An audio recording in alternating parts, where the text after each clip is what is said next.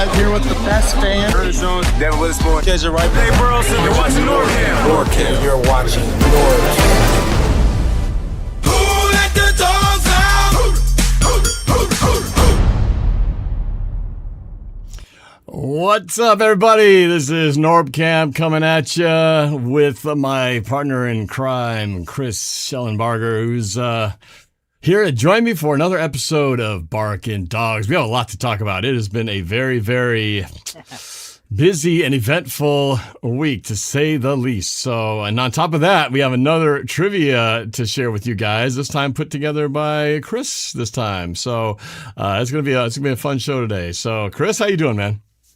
Doing pretty good. You know, the Mariners just won 8 in a row. We extended Derek Hall, so I'll keep it on the positive. I'm sure for those out there, for all this positive vibes, those will change when we talk about a certain trade, but well, you know, yeah. I mean, there's several ways to look at it, you know, but it's not all bad. It's not necessarily all bad, but it is definitely a concern given the what kind of player suddenly the Rams have in this situation. And of course, we got to talk about Russell Wilson. Russell Wilson officially hanging it up. You kind of saw that coming with the whole announcement of him not being back up to Geno and taking a gig with CBS. So I think we kind of already thought, this could be it. But then, you know, he made it official like right after that. So, but yeah, we'll break all this stuff down. But yeah, you found something today, Chris. That was just kind of interesting outside of trivia, a little trivial information. Yeah, I stumbled on it actually right before our show. Today in 1974, June 4th, the NFL granted a franchise to the Tampa Bay, St. Petersburg area and the Seattle area.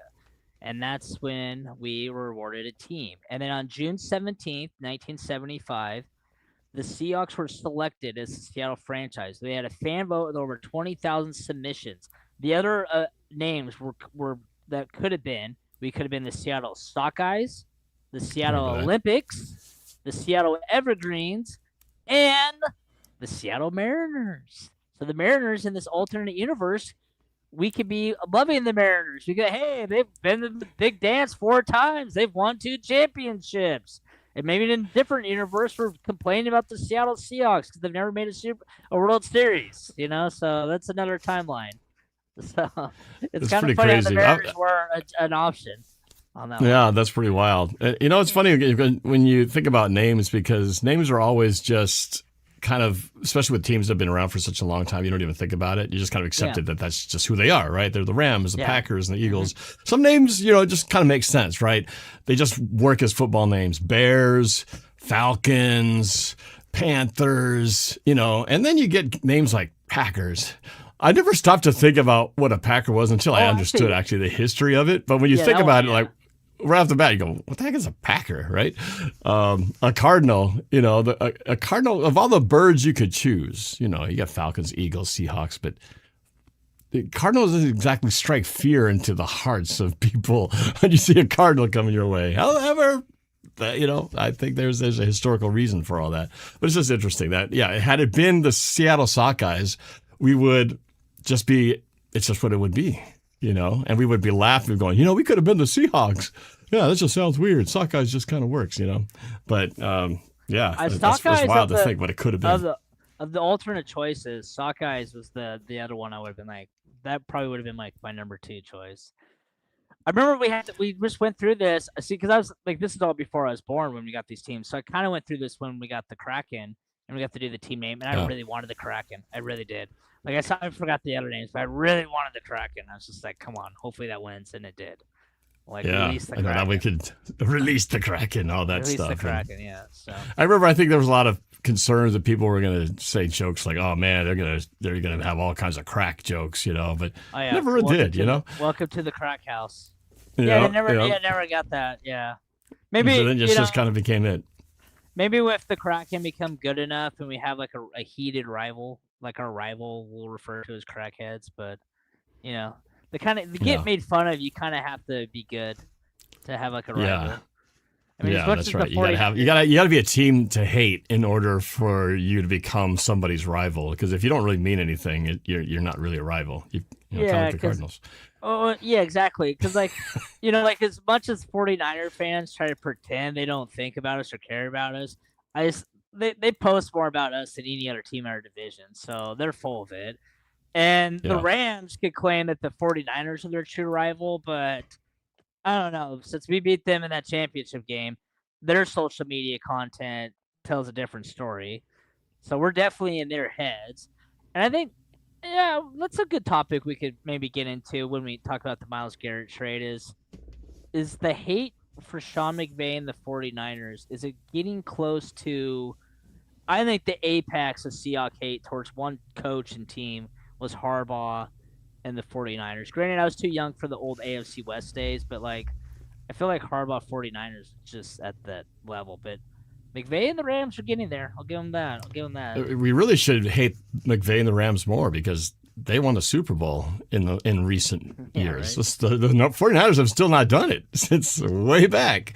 So the Rams have really been more of a thorn in our side in terms of and they beat us big in the picture. playoffs. This decade they beat us in the playoffs at home. Granted, it's that COVID year, but we were at 12-4 team and they beat us at home. So yeah, you're right about that. Whereas like the Niners.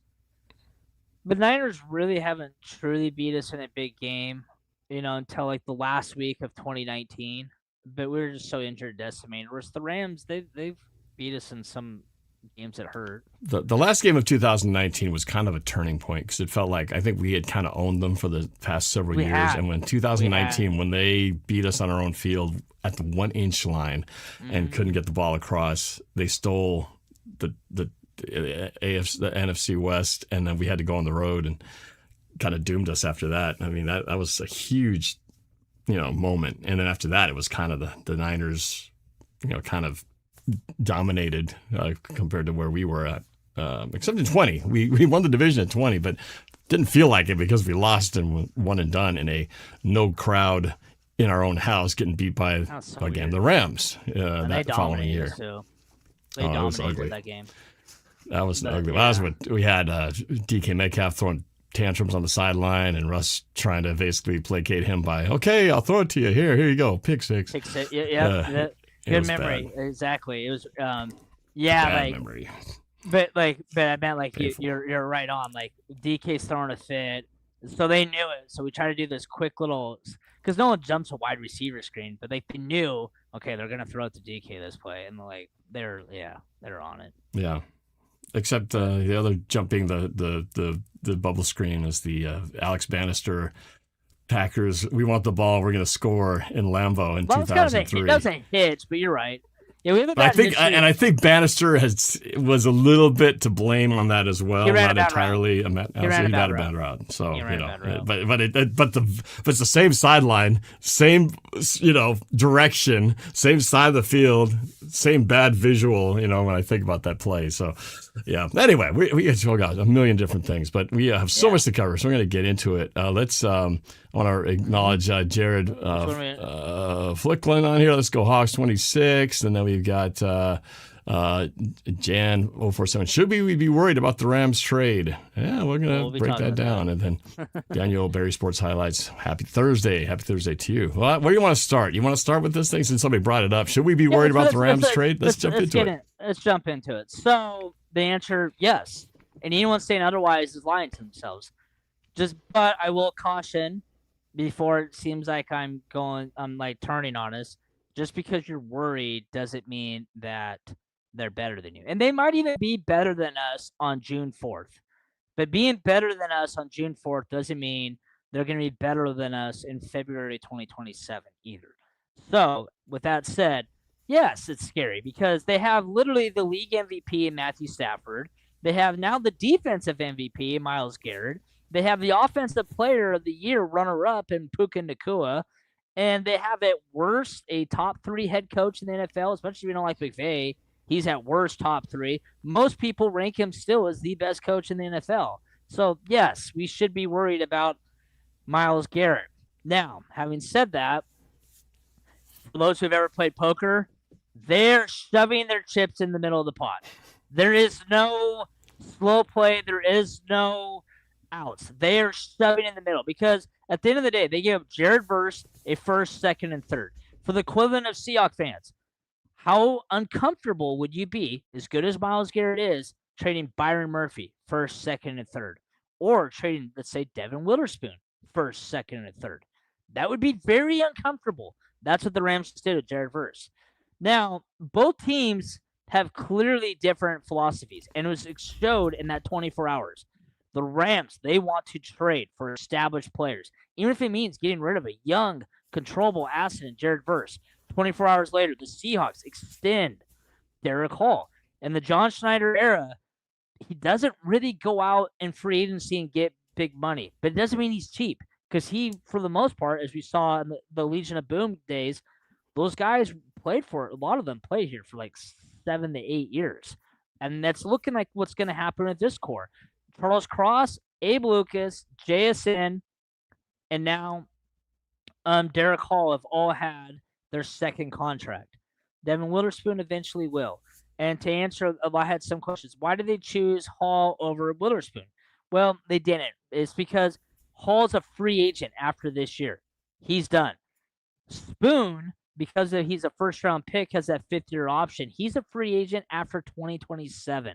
So you still have this whole offseason, the whole season, all of next offseason, all of that season to sign Witherspoon. Whereas Hall is a free agent in 8 months. And as a pass rusher, as good as our pass rush is, our D-line, that is the one area where you're kind of long in the tooth as far as age. You know, you got, Lawrence isn't exactly young. You just signed Fowler, who isn't exactly young. You have Leonard Williams, who's up there in age.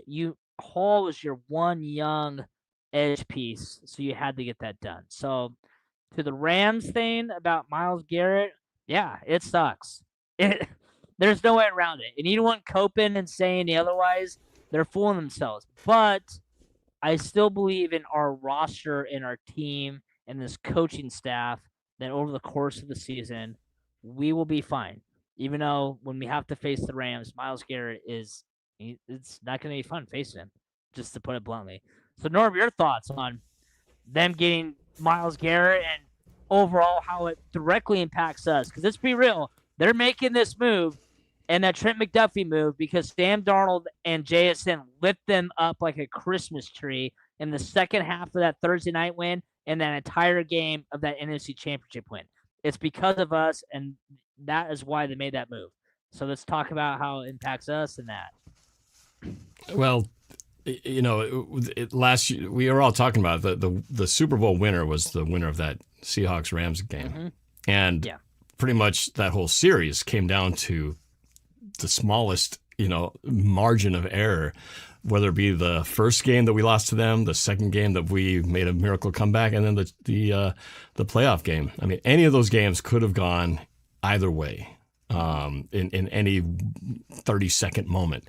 And so that being said, as close as we are, it takes one play or one player to make a play to change our fates. And yeah, for sure, you can see what the Rams are doing. I think it's not just that. I think it's a combination of things. A, Matt Stafford isn't getting any younger. 2, he's getting long in the tooth, and he's one bad sack injury away from the whole house of cards falling down. The other part is they're going to be hosting the Super Bowl. You better believe they want to get another one. They already did it once. They want to do it again. They don't want this right here to happen. They want that. Yeah, they felt like they got robbed last year, and they're like, hey, it's not going to happen in our house this time. We're not going to let the 49ers do, what happened to the 49ers last year. Let them do that to us is what they're thinking. But the part that scares me, as much as, he's Myles Garrett is you have to pay attention to where he's at. You have to allocate resources to him. You got to chip him with a tight end or come up with some kind of scheme. Maybe there's a double team in there.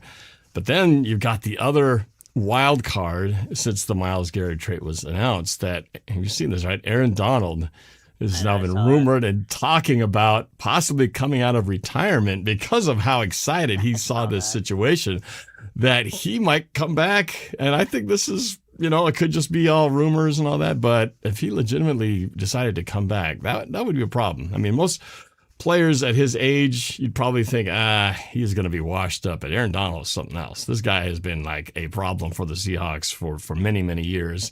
And, messed up Russell Wilson. Remember his finger? Gave him that messed up finger. That person did that. I saw it. Yeah, I was there. It was in my section, too, of the end zone. I witnessed that, and that was not fun.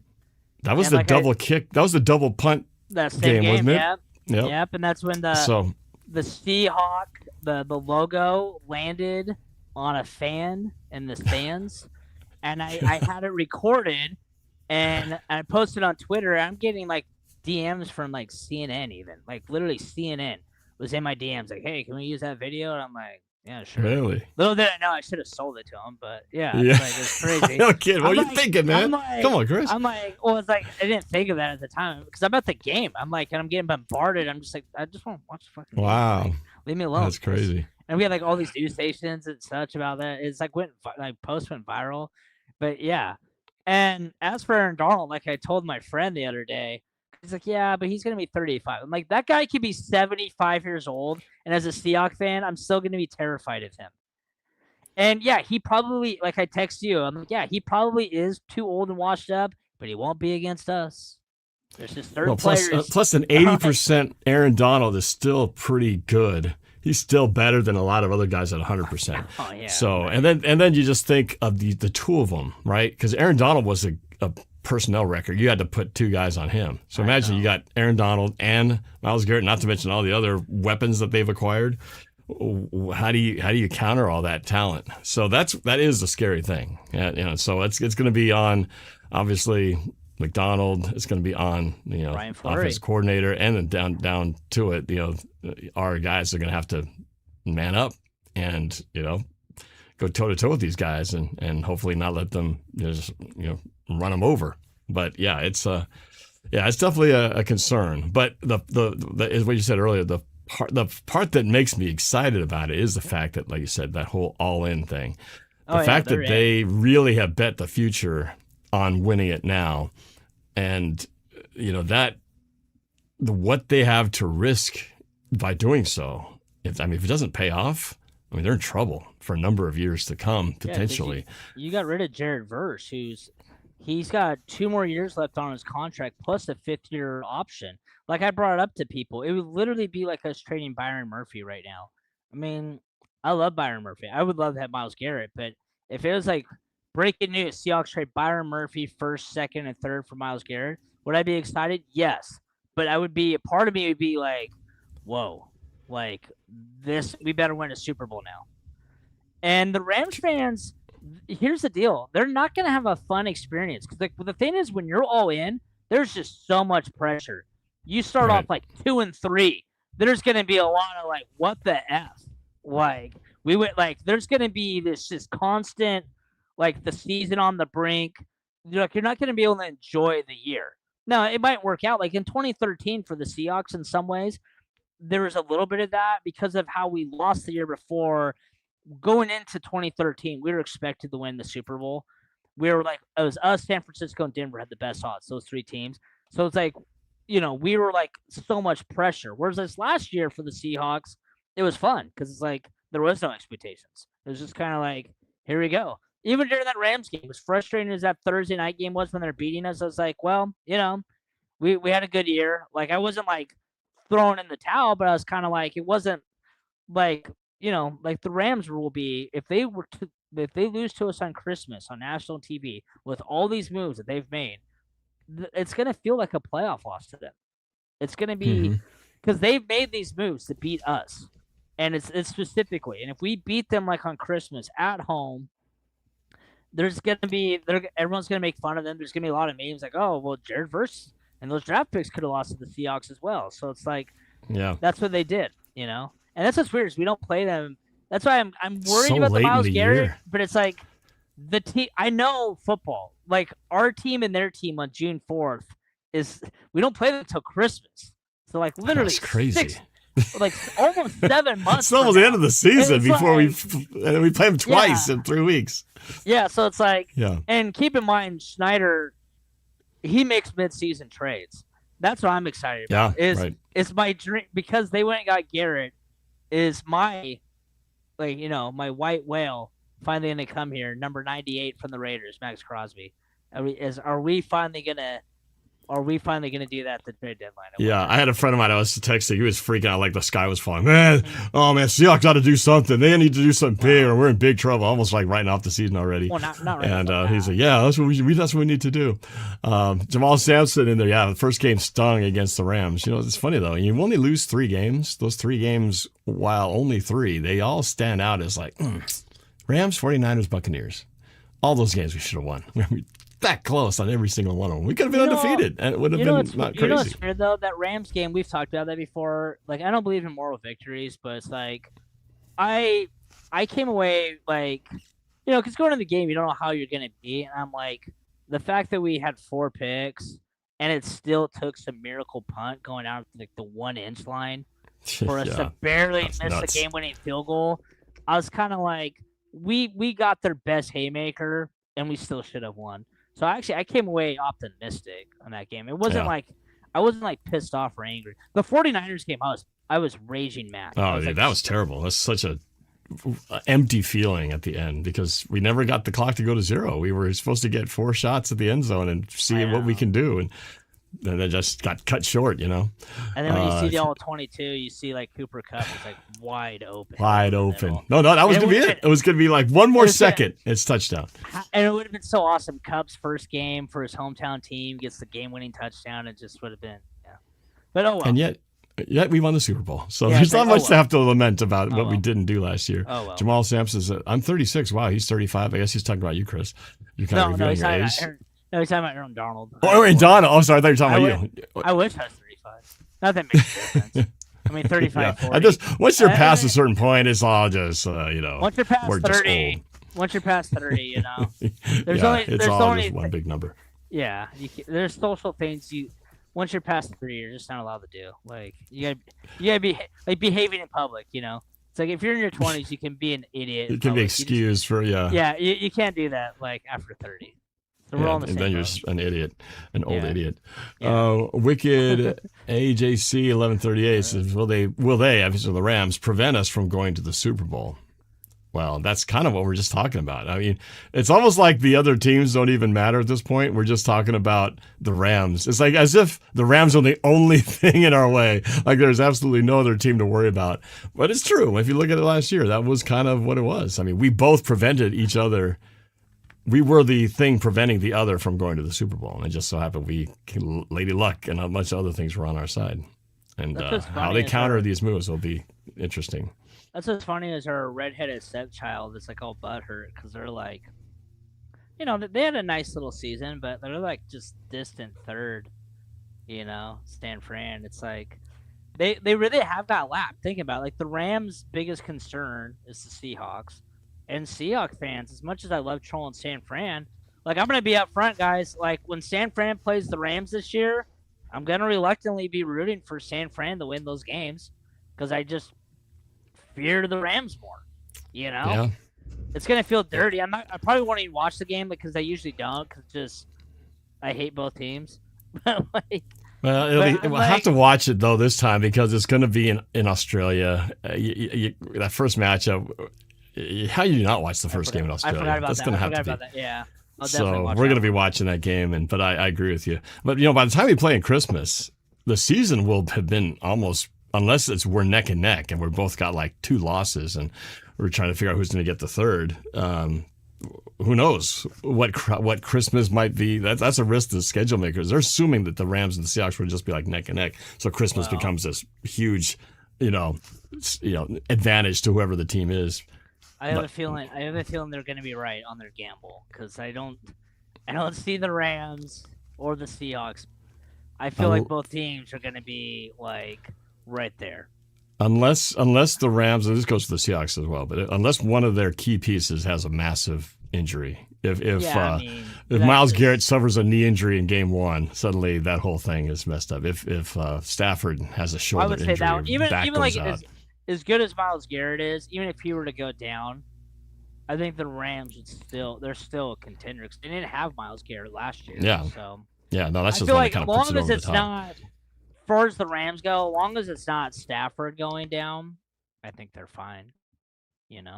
At Don 8236, I ain't gonna lie, Garrett makes the road tougher, but it's gonna make knocking them out of the playoffs even that much more sweet. Everyone is just handing them Lombardi. That's crazy. Well, you know, they were even before this move, they were already handing them Lombardi. They were the number one team to win the Super Bowl before all this happened. Yeah, that's so dumb. Don adds to it, speaker of Cooper Kupp, every time I watch him at the podium, I like him even more. He has a great interview. I can only imagine how much pull he has in that locker room. Yeah. And I love he's just such a quiet, humble dude, too. You know, doesn't complain, you know, does his job, workman dude. He blocks as much as he catches. He's taking Bubba under can't stand the Rams. He's taking Bubba under his wing, too. He's really, you know, I think when Kupp leaves, it might even happen while he's here. You're going to see Bobo hopefully flourish, and it's only because Kupp kind of has been a really good mentor towards him. Yeah, for sure. Yeah, we talked about the wicked can't, or I should say, Rouser. Imagine if Aaron Donald comes back. Yeah, we just talked about that. The two-headed monster that would be. There's a good transition point right here with Jared Ficklin. New contract signed. Congrats, D Hall. Let's talk a little bit about that and maybe compare it to the other edge rusher we didn't sign and how it looks even more brilliant of a move by John Schneider. Yeah, because Hall to me. I text you. He reminds me of Jadeveon Clowney in 2019. Like, because I think Hall technically only had like 2 sacks during the season. It surprised me. Which is crazy, right? I didn't realize how low that number was. Because like with Clowney in 2019, I think he only had like 3 sacks with us. But it's just like all the metrics, like with Clowney that year and Hall, he was a top 10 pass rusher in pass rush rate and. Hall was your best edge rusher along with DeMarcus Lawrence against the run. Like they scored like a 78 grade, which is really good. For like comparison, like the guy we got rid of, Boy Mafi, he scored as a 63. Mafi was really bad against the run. Whereas Hall, the good thing you could do with Hall is you can have him rush the quarterback on third downs, and because he's good against the run, you don't have to worry about them like hitting you on some quick draw, like with Mafi. And the fact that Hall signed for 3 years, $42 million, whereas Mafi, who in my opinion, who I think is a good player too, the metrics like him too, but he's not as good as Hall in my opinion. He signed for 3 years, $60 million, and so you know you look at with Hall, and you know his quote was, they asked him about that because they brought up the Mafi thing to him, and he said he just loves the culture in Seattle so much that he wanted to stay a Seahawk. He said it never once crossed his mind to hit free agency. He basically said he told his agent and everybody, when the Seahawks offer me a contract, I'm taking it. I don't want to play anywhere else. And I just love that about him. He wants to get another Super Bowl here. And it's kind of cool. It's symbolic of how our culture is he got suspended in that because of what happened in that Thursday night Rams game, and then remember against Carolina. Remember in that Carolina game, John Schneider was on the sideline and he was wearing Derek Hall's jersey. You don't see that. I mean, maybe it's happened. I don't. Yeah, he was wearing his jersey on the sideline. It's a symbolic, like, hey, you're still with us. And I remember that week against the 49ers, they asked Hall about that, and he said, yeah, he's motivated because, like, here we go. It's like his GM's going to bat for him. And Hall had a huge game against the 49ers. And then in the Super Bowl, you could argue he maybe could have been the Super Bowl MVP as well. He had 2 sacks and a forced fumble. Like, he was big time in that Super Bowl. And he's the kind of guy that, because of his metrics are so good, I feel like he's just had bad luck. And like one of these years, if he just has average luck, he probably has like 6 or 8 sacks. And he might have a year where he has good luck. And next thing you know, it's like 10 to 12 sacks in a year. Who's good against the run? I love the move. And it just tells you the culture of the Seahawks versus the Rams. And I'm not putting down the Rams because they've won a Super Bowl. So their way of doing things works. Their way of trading for Jalen Ramsey, Matthew Stafford, Von Miller, these all-in moves, won them a chip already. And the Seahawks way of now, twice with Schneider, of drafting well, keeping your core together, has won us 2 Super Bowls. There's 2 ways to do things. And I was so excited about Hall. You know what's funny is the day before, I don't know if it was a text with you or it was on my page, I said, I really want us to extend Hall, and they're like over Spoon, and I was like, because Spoon has another year. I don't think it's as urgent as Hall, and I'm just so happy about that. I was ecstatic when I heard that. I was so Yeah. excited, you know. It's been great. We just haven't had any issues of holdouts or contract, things like that. It seems like it's been pretty cohesive with this group. Yeah, I want to get back to a comment. We have a Rams fan in the. I'm not catching up. I'm going to bring it up and we can address it real quick. But I just want to remind everybody we are going to be doing Chris's trivia tonight, and so at the end. So make sure you stick around and tell your friends. It's going to be a fun one. He had me stumped. I had to put it together, so clearly I had to see the questions. But I kind of tested myself out, and I was like, if it was a class, I probably would have failed. So, really? So there were some tricky ones in there. Yes, it was good. So make sure you stick around. This will be the website where we'll host the game. So we'll get to that at the end. But I did want to get back to that comment by the Rams fan and read that out loud. I thought it warrants some discussion. Southside Juan says, why do people think we sold our future? A late first round and a third and a fifth round is not the future. And even if we don't get it this year, we will be able to get it next year. We're not an old team besides Matt. Well, you also didn't mention the fact that you also gave up Jared Verse in that too. He was first rounder and a core player. So you are kind of trading an up and coming and a very strong player. Jared Verse is it wasn't like he was a bust or anything. So you're losing him for the long future for a guy who's already, how old is Myles Garrett? How many long? He's 31. 31. So I mean, he's still got some years left. But unlike a Jared Verse who potentially could have been your next franchise guy. But how would you address that? Do you agree with him, or do you feel like they don't look at it that way, that they're not putting all their chips in? Well, I think when you're a fan of the team, you're never going to say you risking your future. And as for the last part, we're not an old team besides Matt. Well, you can't just say besides Matt. Like, he's the quarterback. He's your best player. He's the most vital part of your team. Matt, as good as the Rams are, Matthew Stafford tears his ACL week 1. The Rams are not a playoff team. So you can't say we're not an old team besides Matt. That is literally why. Jimmy Garoppolo's not going to take him to the Super Bowl? That's literally why. And then as for, I think the details are wrong. I thought it was a first, second, and a third. So I don't think it was a first, third, and a fifth. I thought it was a first of 2027, a second in 2028, and then a third in 2029. And then plus Jared Verse, let's be real.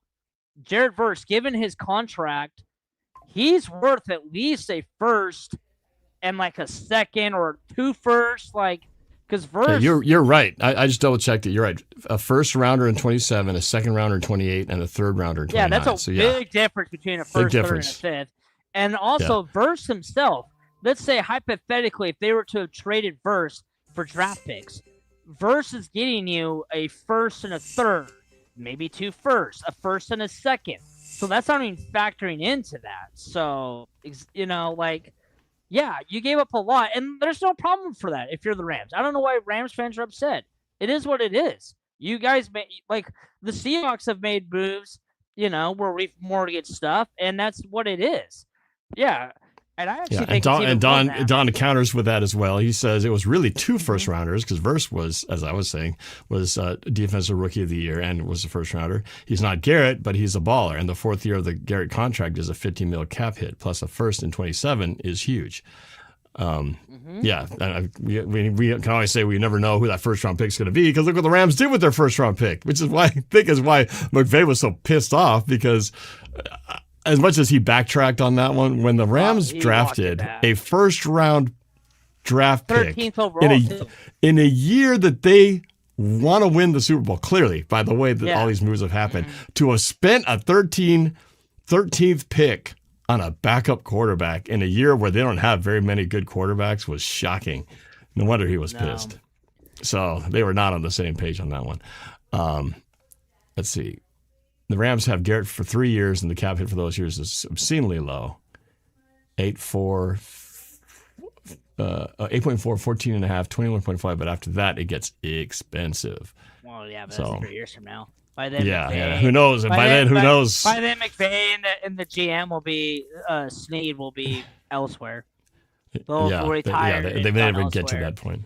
And I saw an article too. Why the Rams are doing this is the Rams in general, they don't extend their young core. Because I saw a lot of smoke coming out that they don't plan on bringing back Puka Nacua.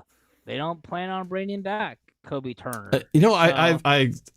I've been hearing that too. I went to this Tom Grossi. Do you know who Tom Grossi is, Chris?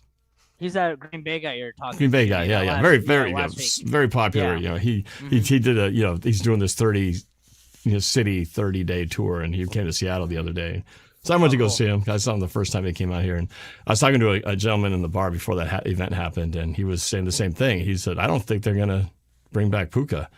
I don't think they can afford to." That's what he is saying too. Isn't that crazy though? I mean, Puka has been, he's Stafford's guy, right? I mean, he almost won that Thursday night game, but if you're the Rams, and how you're the looking yards at it, he's put up. If you're the Rams, how you're looking interesting. at it is we found Cooper Kupp in the 3rd round. We found Puka Nacua in the 5th round. We'll find the next guy. But we're not going to pay a Puka Nacua because Puka Nacua has already shown he's extremely immature and childish, and he hasn't even gotten paid yet. Like, he's already a diva before getting paid. So I'm sure the Rams are looking at it as, we'll just get the next Puka Nacua who's not a pain in the ass, you know? That's crazy. That's crazy though, because he has been like our kryptonite though. Him. Oh, he is the one guy. He's the one. I'm very happy if they don't sign him. Extended. Honestly, as much as Myles Garrett scares me, if I could choose them having Myles Garrett or them having Puka, I would choose them having Garrett because Puka is the only guy who seems to have the Mike McDonald defense is numbered. Think about it. Every other team we face, these receivers get clamped, these quarterbacks get clamped, but not Stafford and Puka. They really don't. So yeah. Wow. I would be kind of surprised if that actually happened. But eventually you have to have there is a salary cap. At some point you got to make some choices. Because keep in mind they don't like to extend their guys because that's how we got Ernest Jones. Ernest Jones was a really good Ram. He won a Super Bowl for them in 2021, and then instead of extending him, they traded him to Tennessee, and all they got was a 4th and a 5th round pick. And then we traded Baker, who was terrible, and a 4th round pick to get Jones, who's this all-pro middle linebacker. And that's the difference in the philosophies. If the Seahawks had Ernest Jones, clearly, because we brought him back and extended him, we would have kept him. And that's what we do, like Derek Hall. Whereas, think about it, they've had now Ernest Jones and now Verse, who are young players that they got rid of. And that's just what they do. And you can even argue, I mean, Jared Goff got into a Super Bowl, and they traded him and 3 first-round picks for Stafford. Now, it worked out.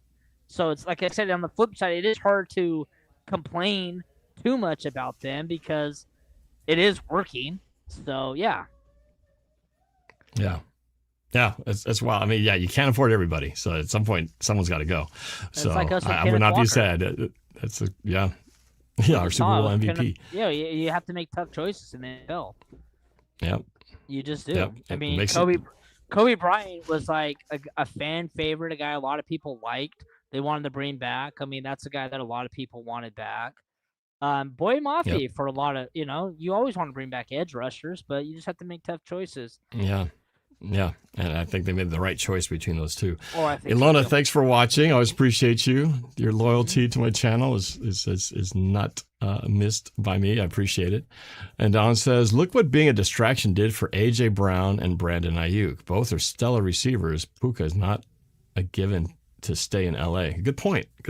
And maybe we transition to that discussion right here about A.J. Brown. It's not as big, it was kind of big news at the time, and then was followed up with the Myles Garrett thing, and that's suddenly eclipsed big time by it. But it does affect us because A.J. Brown is now leaving the Eagles, going to the Patriots, and we play them in the first game of the year in our rematch home opener. So how concerning are you, Chris, about A.J. Brown being on the Patriots? Does this change your complexion much about the way you thought this game was going to go? Honestly, probably not. Like, it does present a different set of problems because, like, last year in that Super Bowl, they just didn't have a single receiver that I was like, oh, this like we just talked about Puka, who can kind of burn you and make you uncomfortable. They didn't have that guy, and for the record, the 49ers did not either. That's why both games were kind of blowouts. Is I think to beat the Seahawks, you have to have like just an elite receiver because you saw it. Like, look at our losses. Another loss we had was to Tampa with Emeka. Emeka just tore us up. Yeah. Like, so, yeah. I mean, it's concerning that like AJ Brown. I'm not saying he will, but he is a guy who's capable of roasting you. Do I think it will happen? No, but now they have a guy who's capable of doing that, whereas before they did not. But I just think with the energy, that crowd, I just think that ring ceremony, we're going to be fired up. I think that we're going to be ready. And I like how McDonald already is like chewing ass in practice, kicking people out of huddles. Did you see that? I sent you that thing. Like, he's ready. Yeah. He's not, this is not, nothing against Pete Carroll, but Pete Carroll, I felt like the Pete Carroll was very content that we won the one, whereas McDonald really reminds me of a Belichick in that he doesn't give a shit that we won one last year. He really doesn't. He's just, he's on to the next one. He is. We did not care. Like, I liked it. They asked him about his thoughts on the Rams game, Myles Garrett, and he literally was just like, I'm not worried about it. I'm worried about my roster. I don't care. I do not care. He literally said that. Yeah. And then, like, they asked him about, how do you feel about they gave him this long question. What do you think about Hard Knocks? Are you worried about being a distraction? Do you like it? He says, I like it. And then he just moved on. That's all he said. It's like, it's a very Belichick, like, I like it. Okay, next. He's a more pleasant version of Belichick. Doesn't he's a lot nicer. Look so grumpy and constipated as Belichick looks. He just doesn't get all high about it. I just want one of these days, McDonald's going to drop that we're just moving on to Cincinnati.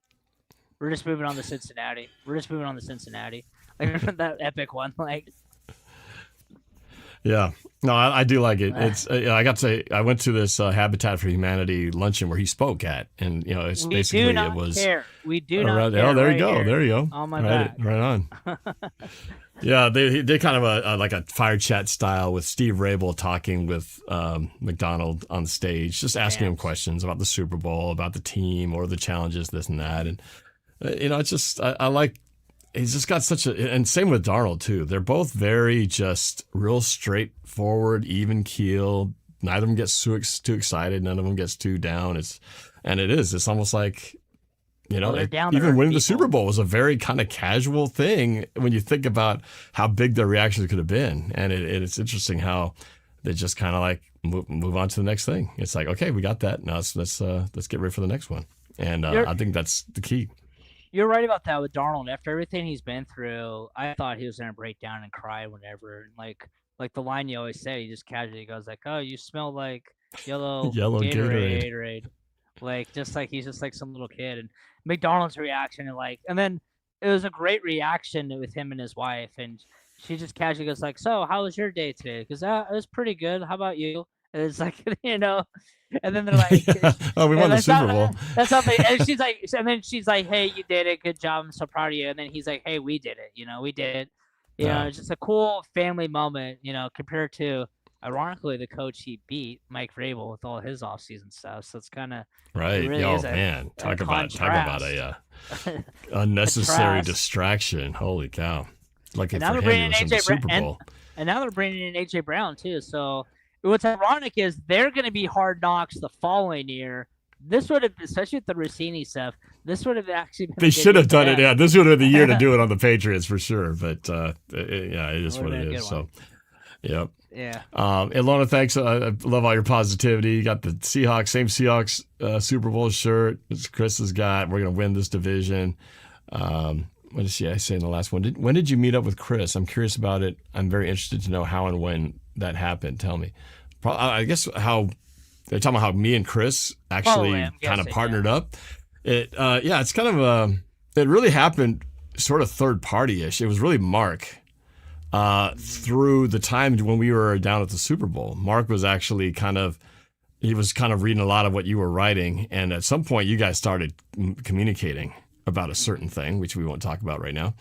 But it was a little bit of a controversial topic. And then you guys kind of started having a little bit of a bond. And then Mark started telling me, yeah, you need to check out Chris. He's a really good writer. And you guys might be able to do some stuff together. I was like, okay, I'll check it out. So I started reading your articles. And then I was like, that's pretty good stuff.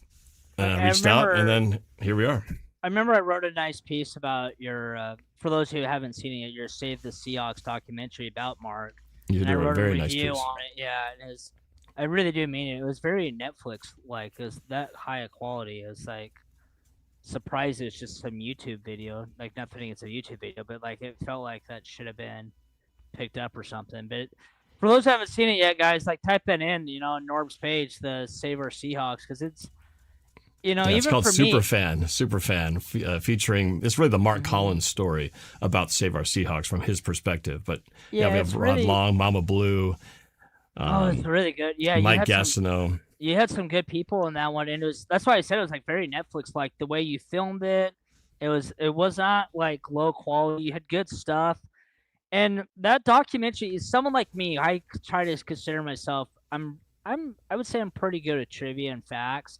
Even that one kind of opened up for me the timeline, because I wrongly assumed that Paul Allen was in it from the beginning. I didn't realize Mark was kind of stranded on an island for about 8 to 10 months. I didn't realize. Yeah. I didn't really know who Mark was. It was kind of funny. It was we were talking about some other subject when I was commenting, and like Mark responded to me, and someone speaking, it's supposed to move this be fourth party. Someone messaged me. It's like, do you know who that is? That's Mark Collins. He literally saved Seahawks football. And I was like, interesting. Okay, so that's when I DM'd him. It's like, and Mark's very humble about it too. It's like whenever I bring it up to him, I don't like bringing it up to him. He'll be the first one to say, no, I was just part of the team, a part of the puzzle. Paul Allen really was the one who wrote the check, but I just kept it in the public's eye. That's what he'll always say. But it goes without saying that the vote had to go our way. Yeah, Paul had to write the check, but he even in his TV commercial, which I showed in the documentary, he says, I stand by that I will do this. I won't do this without you. But I also say that if you don't vote for the stadium, I'm also out too. So it was very clear. Too. And then in your documentary, that's another thing I got wrong too, is I wrongly assumed like there's no drama, we easily pass. It was like less than 1%, guys. Like it was 0.5%. Like it's like 0.4%. Like literally, like this logo was 0.4% away from being in Los Angeles. Yeah. Like that's how close it was. It's like 30 years ago. So it's crazy. Once again, that documentary is amazing, and I can't recommend it enough. I appreciate you, man. Yeah, that's amazing. Yeah, and I'm very proud of it. It's if you guys want to check it out, it's called Superfan. So just check it out on my YouTube channel. You can find it easily, and it's funny because I posted it for the first time back in, I think, when I finished it around 2017 or 18. We did a little screening in theater, Carco Theater in Renton, and had Mama Blue, Rod, and myself. We went on stage and answered questions, and people. It was cool to see it with an audience. Did a Q&A afterwards, but then and it did all right when I posted it. But then I reposted it just this past year, and it's actually done better. It's actually gotten more views the second time around than the first time I put it out there. So happens when you're going through the Super Bowl season, The Super Bowl season helps, but it's like that story is it's not exactly current events, so people have to actually decide they're gonna want to learn about this story. But I think it's important because you see all these teams that have moved. We're one of the few stories where the owner didn't succeed in moving the team out of the city. Yeah, we're the only one, right? Yeah, it's the only one that actually made a stand and kept him here. Because what's the latest one, right? Vegas. Raiders going to Vegas. I think that's the most recent. And the Chargers team. Too. The Chargers left San Diego. And actually the Rams too. The Rams actually. And they ping ponged around. They but yeah, exactly. So. Yeah, and there's others. There's the Colts, the Ravens, the Browns. Well, the Ravens were the Browns. I mean, if you want to get into it, but anyway, that's neither here nor there. But anyway, I appreciate your comments, man. Let's talk about the other big story. Russell, Russell Wilson. I saw your pod last night. By the way, I was surprised you did a late pod. It's funny. I happened to be. I just randomly I was on YouTube because I was gonna watch one of Sometimes I do that the day before a show. I watch our latest one to see where I can improve and what I'm doing. Of And I which saw you're one? going. Which show? I'm saying like Which show do you for our watch? the day before Oh, a show, I getting watch our ideas last of one. other shows to add to Well, our no. own. Yeah. And then I also watch our previous one too to see like where I can be improve or whatnot. And then I saw you're going live, so I watched the whole thing, and I feel like you really summed up the Russ thing. I'm with you, dude. I don't get the people who still hold the grudge against Russ. I saw you say that, and like I'm that one I don't understand. I feel like Russ, as I wrote the other day, just a quick thing is I think people forget we had 4 straight losing seasons before Russ was our quarterback. And then we proceeded to have 9 straight winning seasons. And, Yeah. as much as I liked Matt Hasselbeck, he won 10 plus games 3 times, which is pretty good. Dave Craig won 10 plus games 2 times, pretty good. So in franchise history, we'd won 10 plus games 5 times. Russell Wilson did that 8 times out of 10 years for perspective. Yeah. And then it's like, well, yeah, he's on a good team. Well, and he didn't have the LOB that whole time either. And afterwards, Geno Smith, he did it once in 3 years, and now Darnold's done it once out of 1 year. So it's like, to put that in perspective, Russ has 8 10-plus win seasons. Everyone else has 7. So it's like, at some point, it's not he's this journeyman quarterback or game manager like these people say. It's like, come on. And, with Russ, I looked it up. I just looked it up right now. He had 3 fourth-quarter comebacks and 4 game-winning drives in 2013. And you look at it, we hosted that NFC Championship game at home because we were 13-3 and San Francisco was 12-4. So if one of those games goes like he doesn't lead a comeback, that game's in San Francisco. And speaking of which, we're not in the Super Bowl if he doesn't do another fourth-quarter comeback game-winning drive. I'm so like, we all remember the game-winning touchdown pass to Curse to beat the Packers, but for whatever reason, the game-winning touchdown pass to Curse to beat the 49ers was forgotten. To the point where whenever I bring that up, people are always like, "Oh, you're thinking of the one versus the Packers." I'm like, "No, I'm not." Because he did it back. Yeah. Well, the problem with that, it wasn't a walk-off. It happened with a lot of time left, so a lot of things could happen. By the way, Lori Cross, our MVP, NORBFAM member, shout out to you. I think she went to go see a player out there. Who did you go see again? I forgot. You went to go see somebody, and I knew you were coming from there. That's why I knew you were going to be late jumping on, but I'm glad you're here. By the way, happy early birthday. It's Lori Cross's birthday tomorrow. Oh, okay. So happy early birthday. She turns 22? Yep, 22 plus tax and license. But that was an interesting play too, the one you were talking about. By the way, Jan says Russ is one of the best. Well, yeah, because Curse and Baldwin has to go because they almost collided. Yeah, I was going to say somebody didn't run the right route because they were both literally in the same spot. When there's 2 receivers in the same place, something's not right. But of course, it was one of those. No, actually, he jumped. He got the defensive lineman jump offside, so he had a free play. Offside, so the free play, and then it's just everybody just go deep. Go deep. But they all ran to the same place. Oh, Julian Love. So Lori went to go see Julian Love. Great player, great guy. Another great leader on the Seahawks team.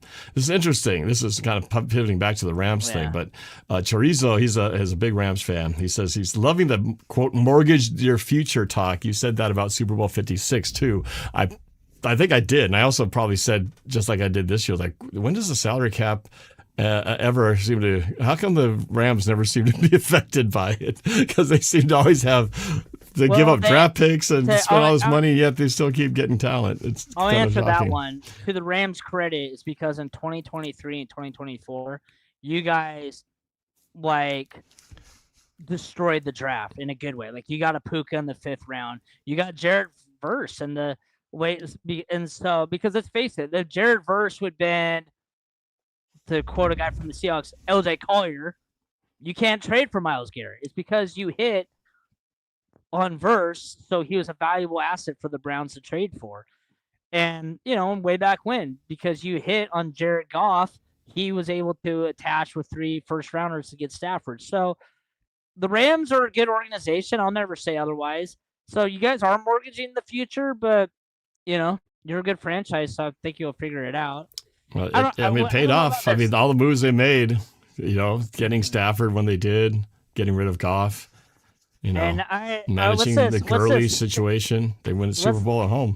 What's this phantom 2-point conversion? I mean, look, it wasn't a weird play, yes, but it's the right rule. It's a lateral pass.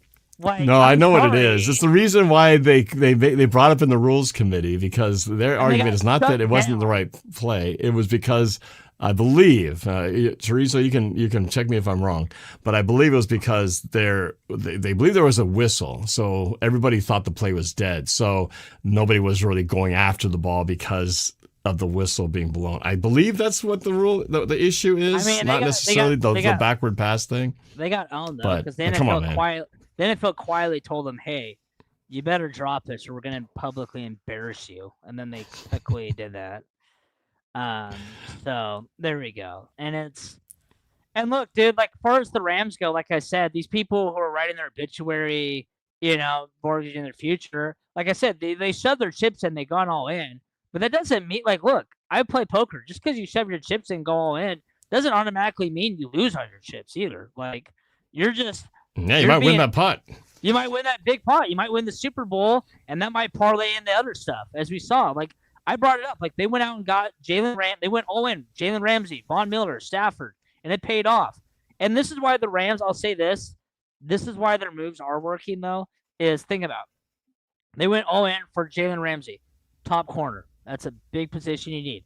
Von Miller, Myles Garrett, edge rusher, big positions you need. Stafford, quarterback, most important position in sports. When the Seahawks gamble and make these big moves for, like, Leonard Williams, D. Lyman, that worked out. Dwayne Brown, no one brings up. We gave up a second and third for Dwayne Brown. Why? He's an all-pro left tackle that worked out. Where the Seahawks get in trouble is when we mortgage the future for Percy Harvin, who's a gadget wide receiver. Jimmy Graham, gadget tight end. Jamal Adams, gadget safety. That's where we got in trouble. Is like, I think moving forward, like, if Schneider's going to gamble, you got to go in the trenches. Like Dwayne Brown and Leonard Williams, that worked. When you went away from that, it didn't. That's why I still think this is going to happen at the deadline, because we've been trying to get him for 2 or 3 years now. If Max Crosby is still showing he has game, I could see the Seahawks saying, you know what? We got a bunch of draft picks next year. By the way, we haven't brought this up yet. We got 2 more third-round picks coming because we lost our assistant GM. Oh, the Vikings. Oh, yeah. That was a whole nother thing. Yeah, our assistant GM. That's more assets that we have coming, which means more trade fuel to possibly get a Max Crosby or whatever pass rusher there is out there. And that's a 2027. Those are 2027 picks, right? We have a 27 and a 28 third-round picks. Third-round picks. Yeah. We already have a buffet's load of picks next year. Had a lot. Yeah, actually, I think we're going to end up, because of that, because of our previous comp picks, I think we're going to have 3 or 4 third-round picks next year. So it's kind of crazy. There's some good talent to be had. And this is supposedly the deepest draft they've said in like 10 plus years. So this is the year you want to have that. Yeah. Chorizo it's pretty funny. I mean, I say, are the Rams just immune to the cap? I know that they're not. I know they are, but it's just funny to say it because it just seems like it, right? Because their moves pay off. I had to stay away. Well, I'm glad you're back. Love you guys, though. Great fans. I flew up for that game. Oh, the Thursday night game. The phantom 2-point conversion, as you call it. Phantom. I don't know, there's nothing phantom about it. But hey, glad you came up and helped bring some money to our city. We appreciate that. Don says, I believe they could have not missed the ensuing field goal. I believe they could have stopped our offense from scoring 8 points in OT. I believe we won the game. Hey, facts are facts, man. Standing ovation. There you go. Preach. It was crazy that they missed that field goal. I mean, did it not look like to everybody watching that field goal was just going in? I mean, he had been hitting everything all year long, and he misses his relatively chip shot. You're at the game, Norb, so you missed it. They showed the graphic It's like he's yet to miss a kick this year. Michael's Oh, like, I watched it afterwards and then saw that. Humphrey literally goes like, "Oh man, if he misses, Rams fans aren't gonna like you on this one." Yeah. And I was just like, and I was screaming at the TV. I'm like, "Come on, Jinx, Jinx!" And they missed it. Yeah, this is the only miss all year. 48-yarder, missed it. I mean, I know, and it's not looking even at a his 48. That's well, nothing. looking at his build, it's kind of weird. Like he's even decent. He's like this short little fat guy. Like these Hey, kickers are there like have been a lot of athletic. short little fat guy kickers out there, man, because they just got to have one leg. Well, yeah. We had a short little fat guy named Efren Herrera, who was our kicker back in the day. 70s. Well, we had one they did the recently old too. fake We got field goals. Janikowski. That guy was like 300 yeah. pounds when we had him. Oh, he wasn't was so- short though. He was pretty big, but he was definitely just so fat overweight. and old. Yeah, he was so old. He looked like his jersey was like 2 sizes too big. Yeah, it looked weird. The only guy who never quite fit into his jersey right, I don't know why, was Byron Maxwell. He always looked like the shirt was He's too wearing, like, a dress. loose. It just, I don't know why. He just did not look right in a uniform. Just an odd thing. And Lona says her birthday is January 6th. Oh, that's Storm the Capitol Day, isn't it? That's a rough Oh, one. yeah. Yeah. Janikowski It's like smoked cigarettes, LOL. Yeah, well, there you go. He's a Yeah. kicker, Doesn't have to be in shape. Just kick the he- football. You brought up that movie last week, The Replacements. That's who Janikowski reminds me of. Remember that kicker in that movie? Used to would be. I haven't actually seen that movie. I need to go see it. Keanu Reeves, I yeah. never saw it. He was always smoking on the sidelines.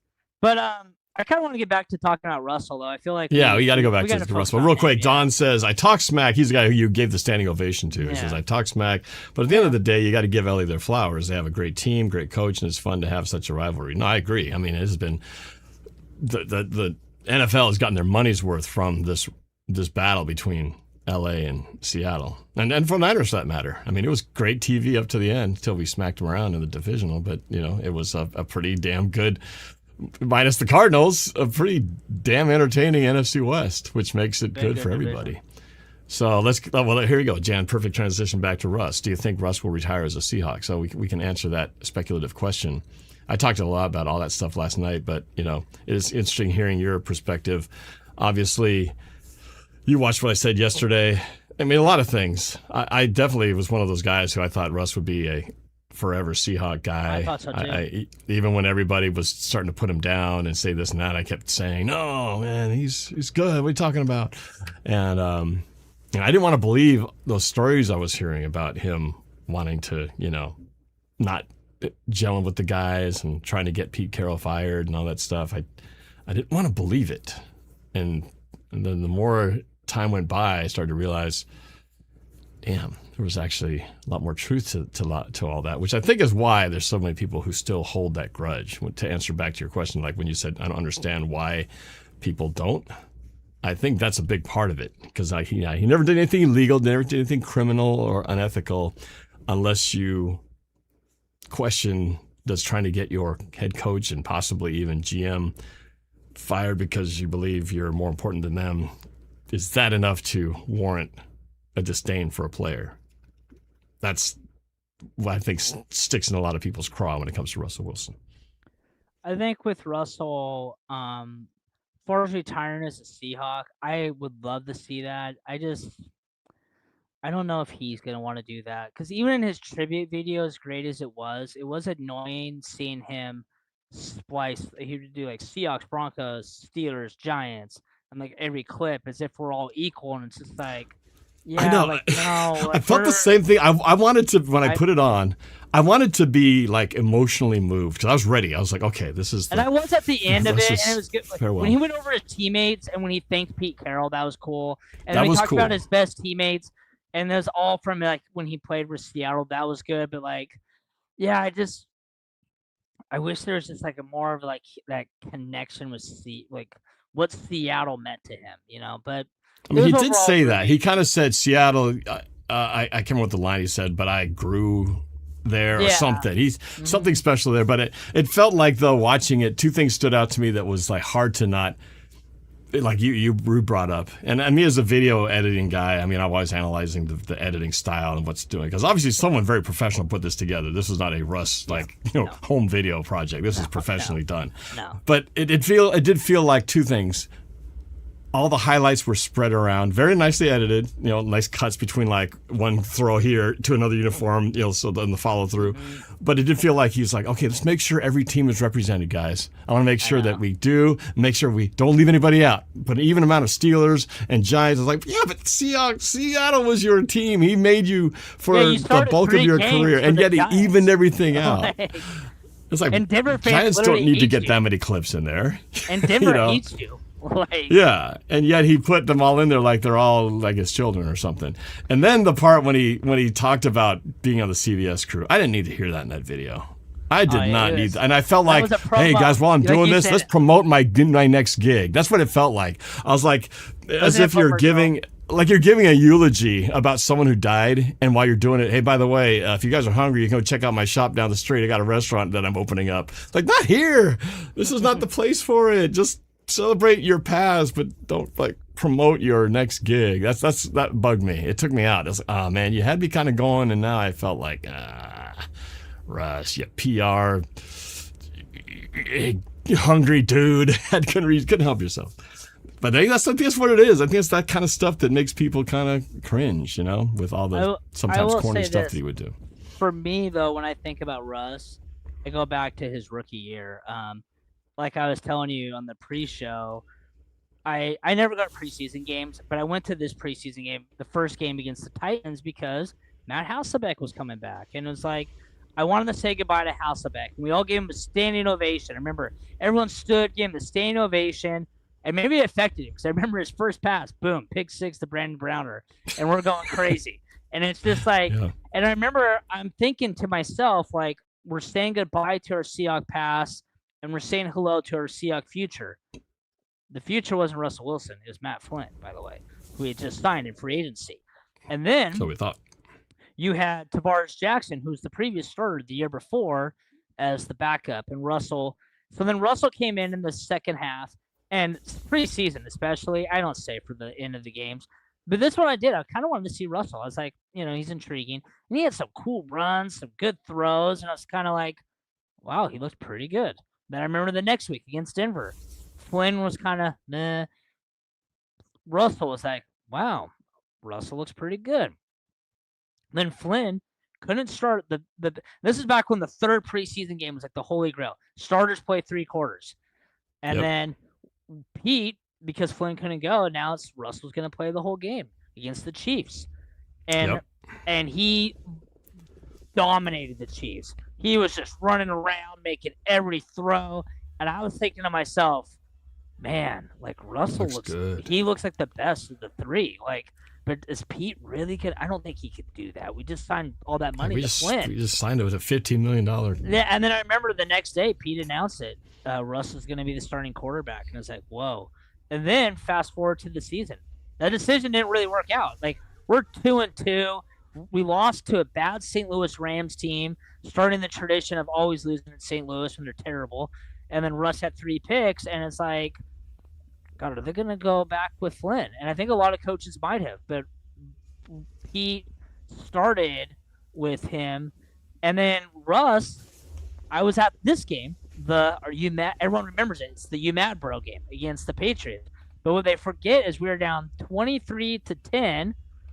And then he hits a 4th and goal fade to Braden Edwards. We get a stop, and then it's in my end zone, Norb. And I watch. It's like the parting of the seas. Like when you're in a game, sometimes the game stops in slow motion.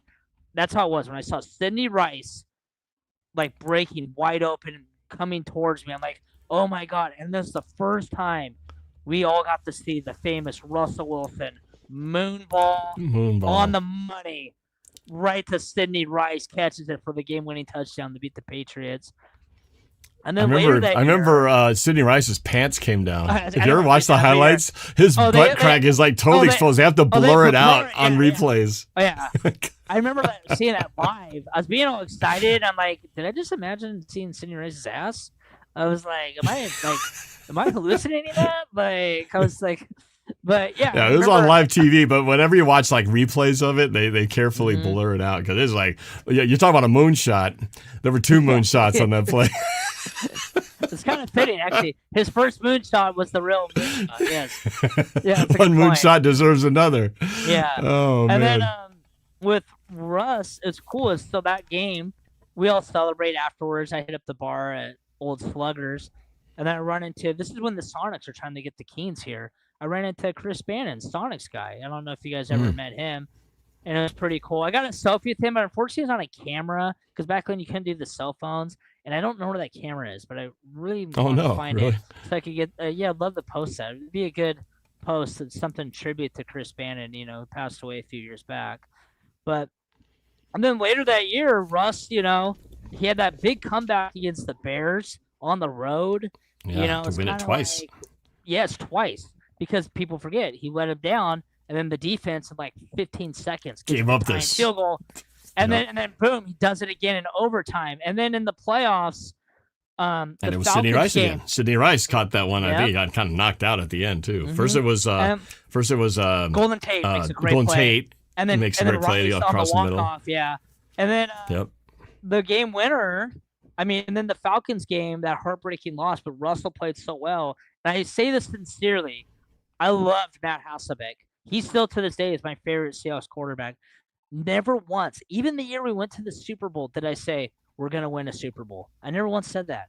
But when we lost that Falcons game with Russ, and he's only a rookie, I'm like, we're gonna win a Super Bowl with him. We're just going to. And then we did, and he was so big time in the playoffs. And then towards the end, the defense was not good with Pete.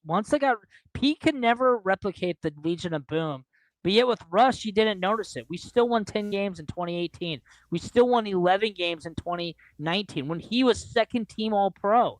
And then in 2020, he threw 40 touchdowns. We're 12-4. And we won 12-4. Yeah, and one of my favorite Russ games, and it's ironic because I actually was reminded of this because I typed in your name and it's an old clip of yours, your live reaction at this game. And it had really nothing to do with Seahawks lore or anything. It was that shootout win against Patrick Mahomes in 2018. That might have been the best game. That was a great game. And this is when Mahomes' first year at Kansas City. I think he threw 50 touchdowns that year. I didn't even know how to pronounce his name. I remember saying, what's his name? Mahomes? and that's when he had the cheetah, Tyreek Hill. So he was just throwing bombs and just looked amazing. And they were just scoring. And Russ was doing his thing. And in that same game, like Russ, he hits this throw to Tyler Lockett. That ball may have literally been as high as the space, Remember that? It was the right sideline, heading to the northwest corner. And it just immediately goes northeast boom. corner. Yeah, right there to Tyler Lockett. Great catch. That same game, like he did an option pitch. He hit Baldwin too. Yeah, Baldwin hit, and he did like an option pitch on Sunday Night Football. Remember, he was running. Oh, that one. And he's going to be 2 yards short, and then you don't see an NFL guy. Like Russ was just like incredible against the Chiefs and beat them. And I love that. Like, I remember thinking to myself, like, nothing against Pete, but it's like, man, if we just could have. That's kind of when the let Russ cook stuff started. Was that game, and that's how I'm going to remember Russ. And you know what's weird? Like, I saw your post last night about when we traded him, I thought he was going to play at least another decade. I really thought it was going to be another Alex Rodriguez situation. We're going to have to watch this guy go elsewhere. Have this second career, and we'll be like, damn, can't believe and it's going to be kind of like Peyton Manning with the Colts to the Broncos, where we're going to have to share him now. It's like, because he's going to go to Denver and do well, and we're going to have to, like, well, who's he going to the Hall of Fame with? Seahawks or Broncos? And it's going to be like, or like with Randy Johnson, where it's kind of like you lost out on it. He goes to the Diamondback. And it's just so surreal how we really came to an end so fast. We really got all of his best years. And then you turned it into, going back to the show, draft picks of Devin Witherspoon, Charles Cross, Boye Mafe, and Derek Hall. And I'm assuming they're going to extend Witherspoon. So basically 3 guys, Cross, Witherspoon, and Hall, 3 guys you got in that trade who are going to spend 7 or 8 years with your franchise for one guy. Like, that's why it's hard for me to get too upset about Russ forcing his way out. I'm like, him forcing his way out literally is why we're winning a Super Bowl. Why we're winning this. Like, right. Without that, it would have been tough because we were always we're finishing in a place where we weren't going to have that kind of draft capital. We were swimming in mediocrity. Yeah. And I really or slightly better than mediocrity, which is still like in the draft order, bottom half of the first at best. I really hope and all the best talent would be gone. I really hope for the season opener against the Patriots because I hope they honor the 2013 guys. I think it would be so amazing for the 12th man flag if you that would had be really cool. Pete, and I think they could coordinate. You have Pete, Marshawn, Sherman, and Russell all do it together. They all hey, and before anyone says, well, look. Well, you got to put Chancellor on there too because he's for me the true Super Bowl MVP, and he's around. Try to get all those 2013 guys up there, and I think it'd be very cool to see Russ and Sherman, even if they're faking it for his fans, just kind of arm around each other, smiling. That would be amazing. The two Super Bowl teams, basically. The one that won the first one, and then the one that won the most recent one.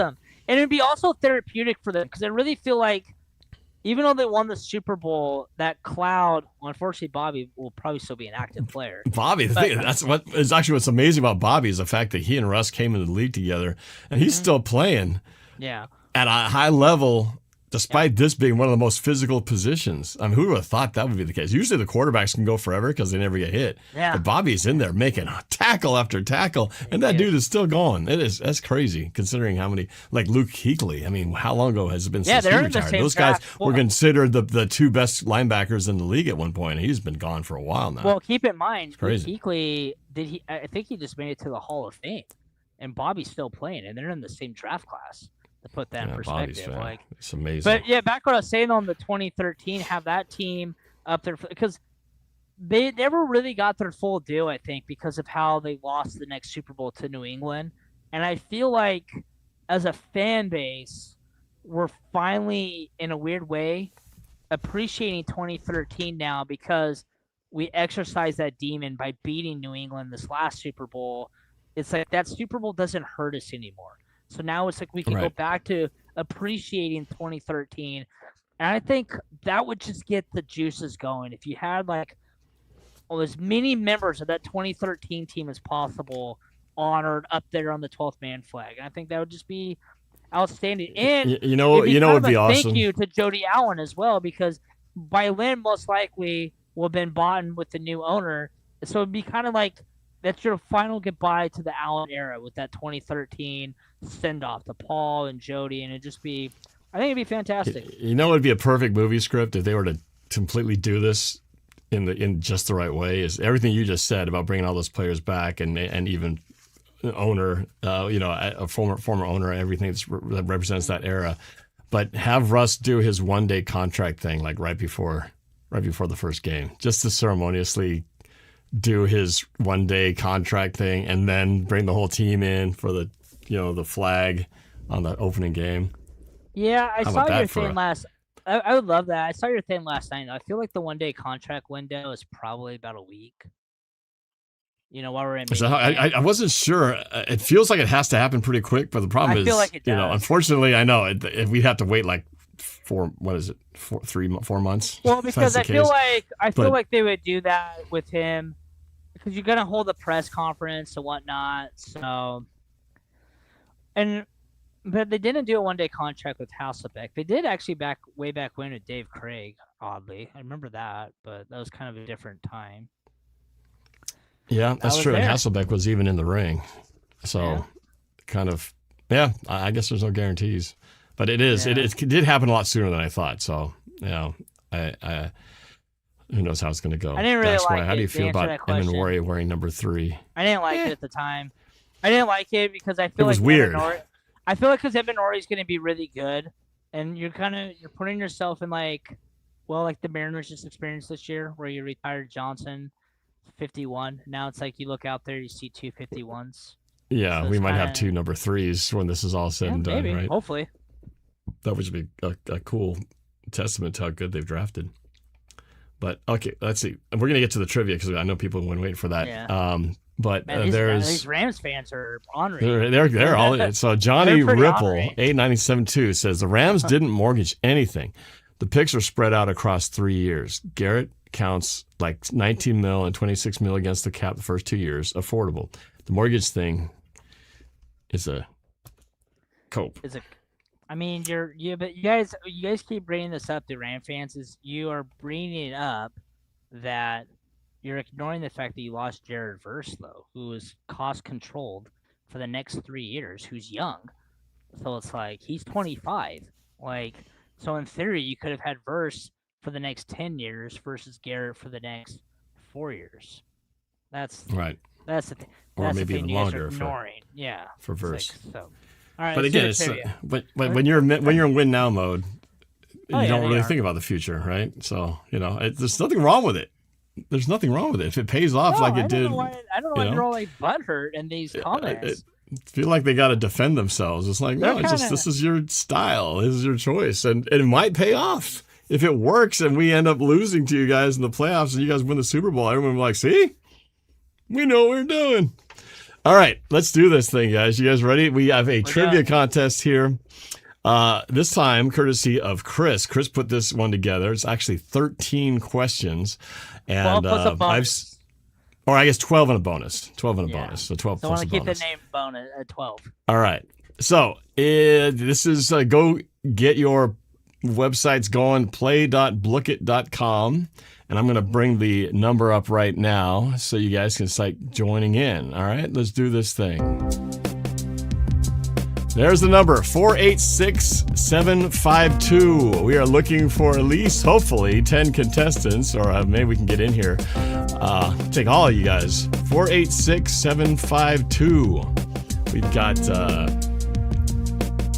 NorbCam merch on the line here. 486-752. So enter that into your play.blookit.com site to enter the game. Hopefully we get some players in here. Play.blookit.com. Don't be shy. Step right up. Well, where is everybody? That's it. They're coming. There's Lori.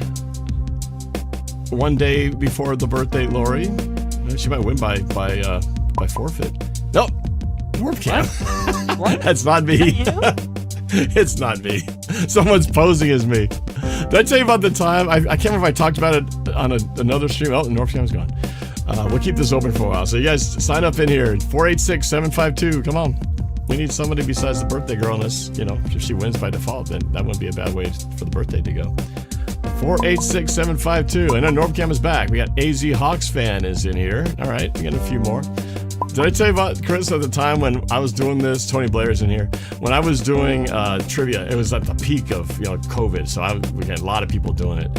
And somebody had, I don't know if they'd rigged the system or what, but they got it in a way where they had 3 different names, never gonna, or 4 names, never gonna give you up. I guess it's 5. And somehow got it to where the order was never gonna give you up first, second, third, fourth, fifth. I was like, are you kidding me? Oh my god. Anyway, so all right, Pyro Wave is in here again. 486-752. Jump in. Let's see how smart you are. This is Seahawks trivia with a little bit of other Seattle sports mixed in. So and there, I've been told by Chris that there is some Chat GPT proof questions in here, and I can vouch that is the case. Gordon Brown is also in here, so we got 5 of y'all. I would love to get something close to 10 here, so keep this open a little bit longer, another minute. All right, we got 6 now. Lori, NorbCam, AZ Hawks fan, Tony Blair, Pyro Wave, and Gordon Brown. Can we get to double digits? We may or we may not. Don't be shy, just join up. I see at least double digits watching, so if everybody watching joined the game, we would have enough for double digits. But there we go. Nell Dog is in here. Now we got 7 of y'all. 3 more to go. If we hit 10, I'll probably go. There's 8. Beast Modius 74. I remember Beast Modius. You were here last time. I see our ringers aren't in here. Cameron Hughes. Cameron Hughes and Rishi, who went by, what was his name? He was killing it. I ran into him at the Grossi thing. He was like Demon Ori, right? Demon, that's it, Demon Ori. Yeah, I actually ran into him, met him for the first time. Obama is in here now. Nope, There we no. go. Oh no, Obama's in there. No, Obama's We got still 9. Yep, he's back in there. Nell Dog is in here. Yeah, I met him for the first time. He actually took a train up from Portland to come see Tom Grossi. Came up just for that, and he was going to hop on a train and go right back. So, yeah, I got to meet him in person, though. He's the one who dominated the trivia last time. Oh, somebody jumped out. Come on, we were so close to 10. There you go, and that's 9. get one more, and I think we'll start this game. 486-752. Oh, somebody keeps hopping the fence, coming in, coming out, coming in, coming out. Come on, one more. Gotta get one more. We got enough people in this live stream to play. Yeah, come on, guys. Get in here. Got nothing to lose, everything to gain. You might learn something. One more. Come on. Or else we'll have to roll with 9. We'll give it 30 more seconds. Yeah, I'm excited. I double checked it to make sure I didn't mess it up. Last time I had a couple of technical issues on a couple of questions, but this time I'm solid. Made sure. Double checked my work. Well, we might just have to roll with 9 because we just can't quite break that double-digit number. So let's roll with it. We'll do it with a 9. Here we go. Let's start. Your trivia contest starts now. Here we go. First question. Who was the starting quarterback for the Seahawks' first ever Super Bowl? Was it Warren Moon, Matt Hasselbeck, Russell Wilson, or Jim Zorn? First starting quarterback for the first Seahawks Super Bowl. Warren Moon, Matt Hasselbeck, Russell Wilson, or Jim Zorn?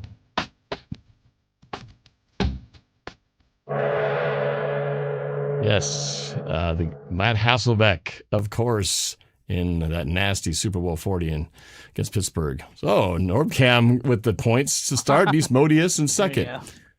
Tony Blair in third. Pyro Wave in fourth. And Gordon Brown in fifth. Next question. Which wide receiver led the 2005 Seahawks in receiving yards? Was it Darrell Jackson, Joe Jurevicius, Bobby Ingram, or Jeremy Stevens? 2005 leader in receiving yards. Darrell Jackson, Joe Jurevicius, Bobby Ingram, or Jeremy Stevens. The correct answer was Bobby Ingram, and wow, most of you guys got this correct. That one surprised me. 5. I thought Gerald Jackson was my first thought. Beast Modius got the most points on that round, putting Beast Modius in second. NorbCam still on top, but the tied for the number spot, actually, with Tony Blair in the third spot. Here we go, next question. In 2012, which free agent quarterback did Russell Wilson beat out for the starting job? Was it Matt Flynn, Charlie Whitehurst, Tavares Jackson, or Seneca Wallace?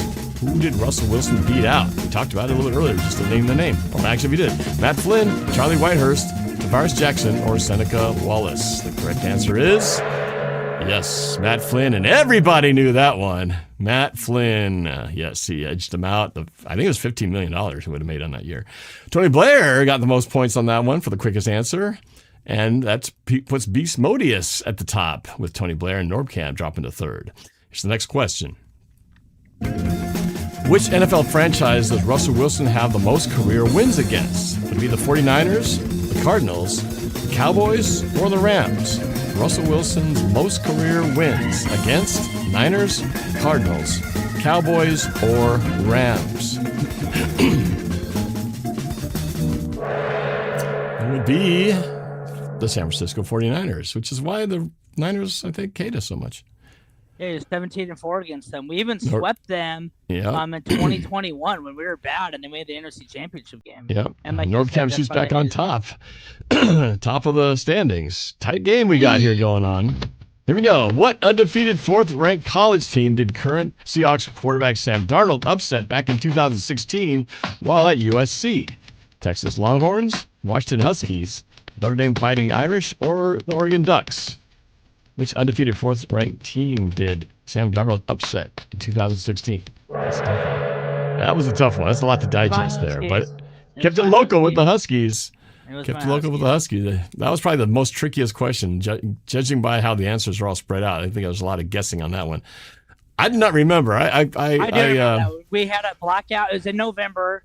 We wore these special black uniforms. It was the first time we wore them that year, and I remember like right off the bat. We intercepted Darnold, and then Browning hit John Ross for a deep touchdown. The crowd was going insane, but Darnold was only a freshman. Like, he lit us up. And Darnold, to this day, said he actually on Cowherd, he said that's why he was excited to play for the Seahawks. He says, I experienced that Seattle crowd that game in Husky Stadium. He said Wow. that's the most insane atmosphere he'd ever played in pro or college. So it's kind of cool. There we go. Yeah, cool memory. That's amazing. All right, let's continue on. So Tony Blair with the most points in that round. Standings. Well, it puts Tony Blair on top with NorbCam in second, Beast Modius in third. But anything can happen. Next question. We're almost halfway there, not quite. What college did Seahawks legendary wide receiver Steve Largent attend? Was it Oklahoma, Tulsa, Oklahoma State, or Tulane? Steve Largent College, Oklahoma, Tulsa, Oklahoma State, or Tulane? It was Tulsa. Most of you got that one correct. That was actually pretty impressive. I thought it was Oklahoma. Beast Modius got the most points there. Fun fact, Steve Largent and Tyler Lockett were both born on the same day and in Tulsa, Oklahoma. Wow. Two leading receivers all time. Who started the first ever Mariners playoff game in Game 1 versus the Yankees in 95?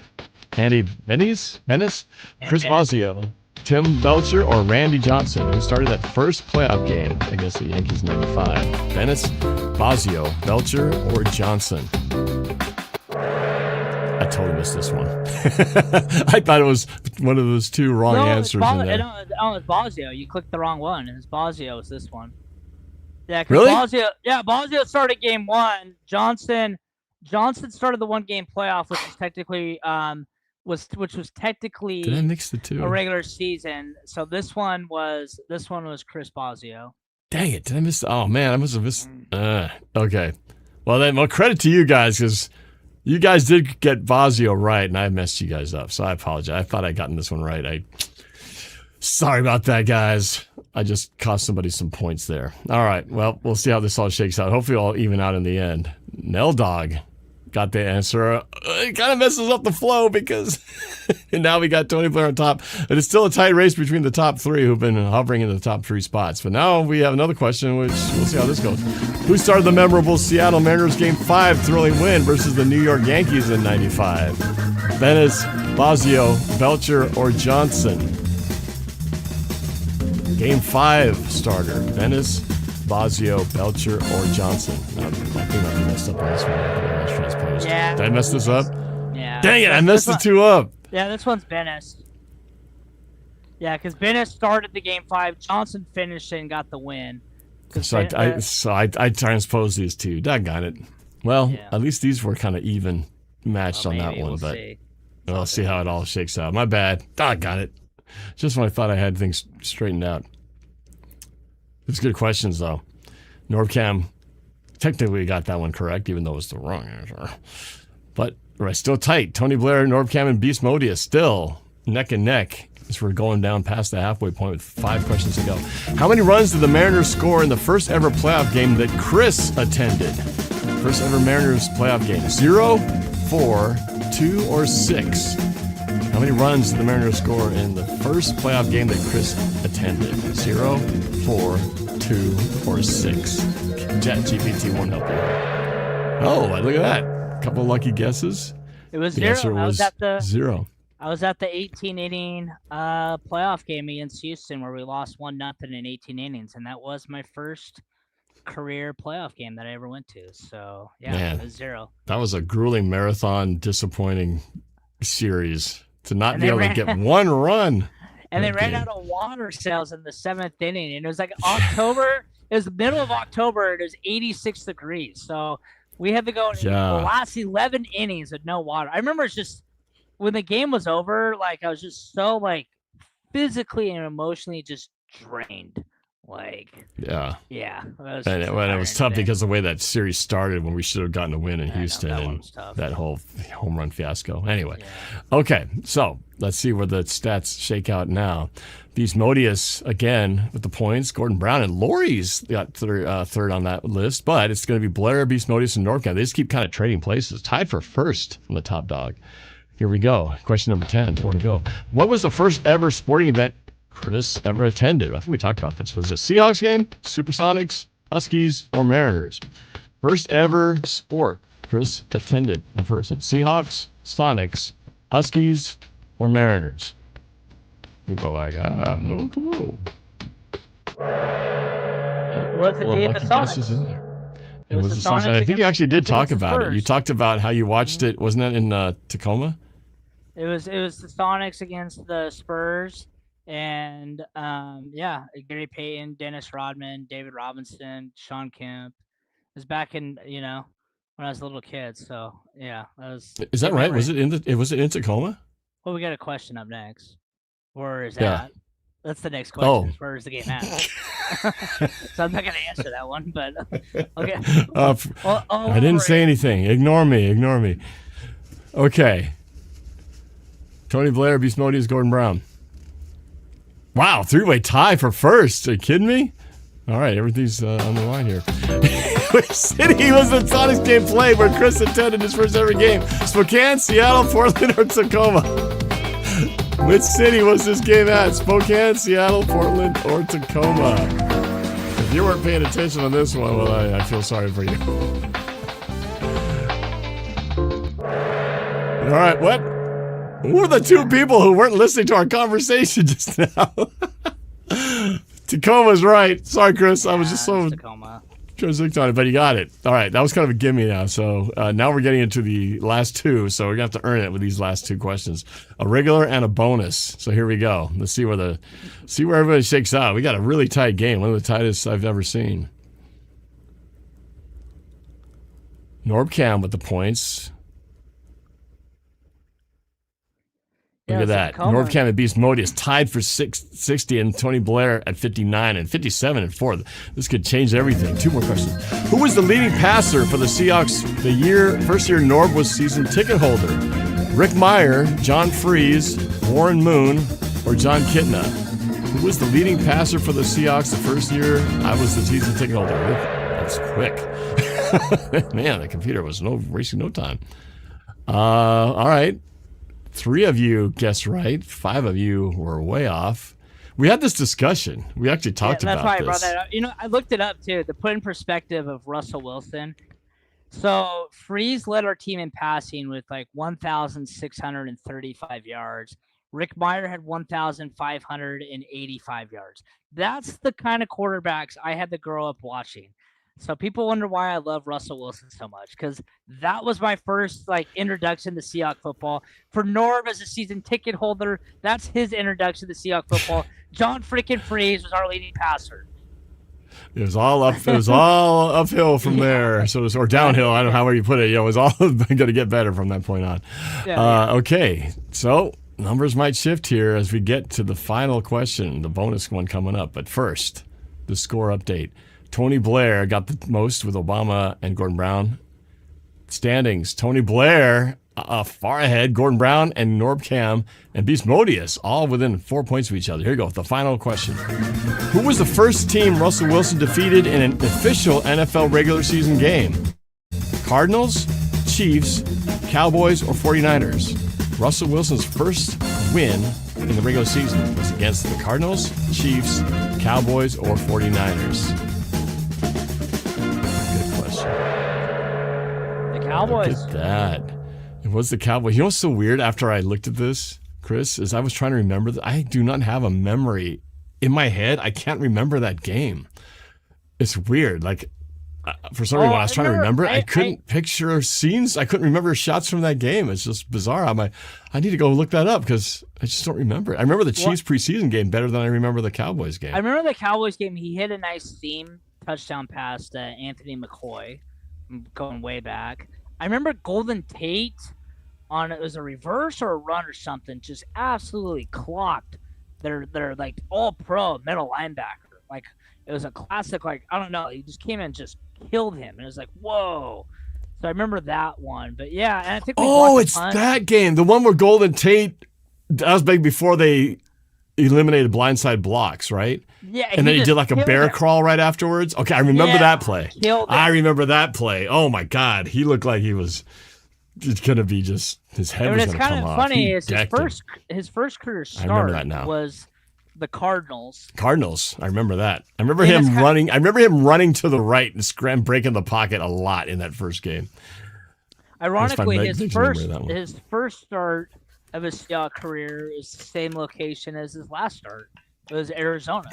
He started his That's crazy. career at Arizona, and he ended his Seahawks career at Arizona. Unfortunately, Arizona ended a lot of Seahawks players' Right. careers. That was almost a trivia question, but unfortunately, I ran out of names. I didn't want to it was like a freaking. Oh. I was typing out like which stadium ended all these, and it's this next thing you know, I'm like typing out. I listed like 7 freaking people, and I'm like, okay, that's too long. Yeah, right. It's a long, long list. Okay, well let's find out who's the winner. Let's do it. Here we go.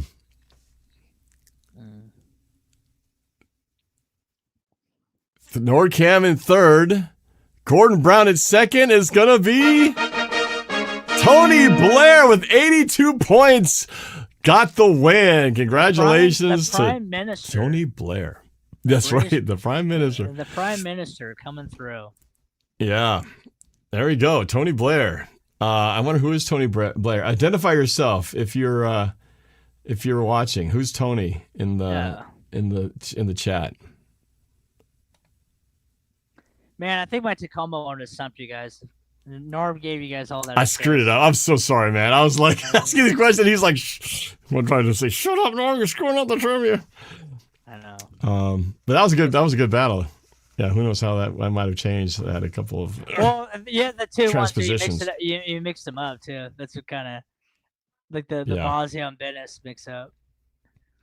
I'll try to get better next time. We'll have I'll do a better job of not messing things up. I thought I nailed this thing. Well, the way my email coordinated to it wasn't letting me like space. I wanted to do space answer, but then it kept like jumping it over as I'm starting a new question. So I just kind of formatted it the way that I did. I might just text it next time. Maybe that'll be easier because the email format was kind of doing it. But yeah. Well, I'm just typing in a little message here because Tony Blair is not identifying himself on the chat. At least I haven't seen it yet. So Gordon Brown might backdoor and get some prizes. I don't know. Yeah, come on, Blair, you want it. So Tony Blair, I just put it in the chat too. Email me at norb@norbcam.com and we can make this official for winning. So. But I don't see anybody claiming to be him, or her for that matter.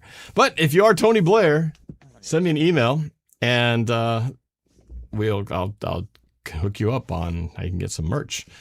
Otherwise, it would be Gordon Brown, and then it'd be like the Miss America, where if the winner can't do their duties, the runner-up will get the job. So, all right, I'm waiting to hear back from Tony Blair. And Gordon Brown, if I don't hear from the other one. So, all right, there you go. That was fun, man. That was some good stuff there. I love these trivia things. It makes you. Oh, Mayfire 9246 says I was Tony Blair, but I don't want anything. Okay, he just wants the bragging rights, I guess. All right, that's fine. If you don't want anything, that's cool. You don't have to. It's just simply. An option. But congratulations for winning the competition. That was a good one. It was really close. There were some ties for like even scores going down the stretch, so that's pretty good. Dak Swag is like, Tony, you get some merch. Come on, dude, get some merch. What merch do you have? I know he's asking. Let's know what do I have. I'll send. Well, you know what I'll do. Let me just go on here and I should be more prepared for this. I will send you my the link to it so you can go see what's on there. I got some shirts and sweatshirts, some other little stuff like that. So while I'm doing that, make sure you check out Chris on Facebook. It's a shame that it's only on Facebook, the only place that people can get to your articles, because you have some really good stuff. But if you ever get a chance to check it out, read his articles, because he's great as a podcasting partner, but he's really good at what he does in his writing. Quite good. And for a guy who has a full-time job, I don't know how you keep up with all that stuff. It's pretty impressive. It's like days like today, like when the Mariners are off, if you notice, like I haven't really written much today. What I usually try to do is I try to have my Huskies post at 6 a.m. and then I try to have like a 7 a.m. and a 9 a.m. post. And then throughout the day, if a current event thing happens, then I pop that up. But yeah, it's kind of that's why I hate it when the Mariners lose going into this off period because it just kind of kills the momentum. It's like even though like I we know. won 8 in a row, it's like when I did like my recap of us losing, it was like 20 likes, like 20 comments, whereas like they were getting like like hundreds on both. And it was kind of the way we lost it. It was kind of it wasn't like a everyone get pissed off and rage kind of comment either. So yeah. Yeah. It was kind of lackluster, but we'll get them that. We got this weekend morning games too. Detroit, I kind of, the rematch of the ALDS actually from last year. Yeah, that was a good one. Yeah, that one game that also went into extras. How many was it? 15? 15 innings, yeah. Yeah, And that's a the good one. Tiger, their mascot, always stands behind home plate and always has like some sarcastic sign he holds up. He had a cool sign last year. It's like bring back the Sonics, which is good. He had another one mocking the Seahawks. Should have handed the Marshawn. So I'm curious what signs he's gonna have for the Seahawks. I mean, for the Seahawks, for the Mariners, Seattle fans in general this weekend. So that'll be interesting what he does. Yeah, That Tigers for sure. mascot. Yeah, that'll be a good one to watch. I did put the link to my merch store. If you want to check it out, you can go on there. So if you have a change of heart, Tony, or myfire9246, you can email me and let me know if you want to grab something. But yeah, somebody asked about who am I rooting for in the NBA Finals, dude. I'm just so. I mean, I know it's Spurs and Knicks, and the Knicks haven't. It's a rematch from 1999, but I'm so far removed from the NBA. It's I got a little passion for it. I don't know about you. Are you following it with any kind of fervor? I'm following it. I mean, I don't. I You like don't write both. about it. I don't know because it just doesn't really generate the the clicks and the passion. I feel like Seattle's kind of ignored it, the algorithm. But I probably, if you gun to my head, I'd say I'm probably rooting for the Knicks because they haven't won it since 1973. So whereas the Spurs have won like 5 since '99. Right. So like whatever. Like They also won on. Did they win on a strike shortened season too? yeah, their first one is '99. A strike year. Yeah. I remember it felt like didn't feel real. It felt like an asterisk win. A Mickey Mouse one is the term they say now. Is that what it is? Mickey Mouse? They always, like, I saw this 49ers fan on a Cope. He's like, the Seattle Seahawks won a Mickey Mouse Super Bowl. And he went over the reasons why like our Super Bowl is fraudulent and doesn't count. One of them is because our game was like, nobody talks about our Super Bowl because nobody cares. 2, because the 49ers are hurt. 3, I don't know. It's like this is like because the Patriots were a weak opponent, whereas they had to play the Chiefs twice. Like I was kind of laughing at it. If I find that video, I'll have to send it to you because it is actually like unintentionally comedy. That like because at first I thought it was like a parrot, like one of those like how you do where you dress up as a 49er fan and act like an idiot on purpose, but like they're like being sincere. They're just that stupid. Like with their cope. It's kind of funny. Oh man, I think it's funny. What they want us to do eventually just say, well, you know what, you're right. We don't deserve this year. We'll just give it back. We don't deserve this Lombardi. Heck no, man. We had no choice on all those matters. We just beat the team in front of you. These content creators are all like, well, yeah, but 5's greater than 2. And I'm just like, yeah, but how many of those 5 did you actually experience? Like, because most content creators, especially people on Twitter, like they're all kids. They're like in their 20s. It's like you weren't even alive when they won the last one. Because just like that, the last one, you have to be like 30 to we're talking 80s here. Yeah, I know. It's it's fine. Whatever, whatever makes you feel better about yourself. Yeah, no, but I am excited though, because I got a couple things coming out tomorrow. A special surprise video and I mentioned the Rivals video that I've been working on for a while now. The Return of Rivals is going to premiere tomorrow, so I'm very, very excited to put this out tomorrow. So it's been a labor of love, but some surprises tomorrow. So it's going to be a fun video day tomorrow.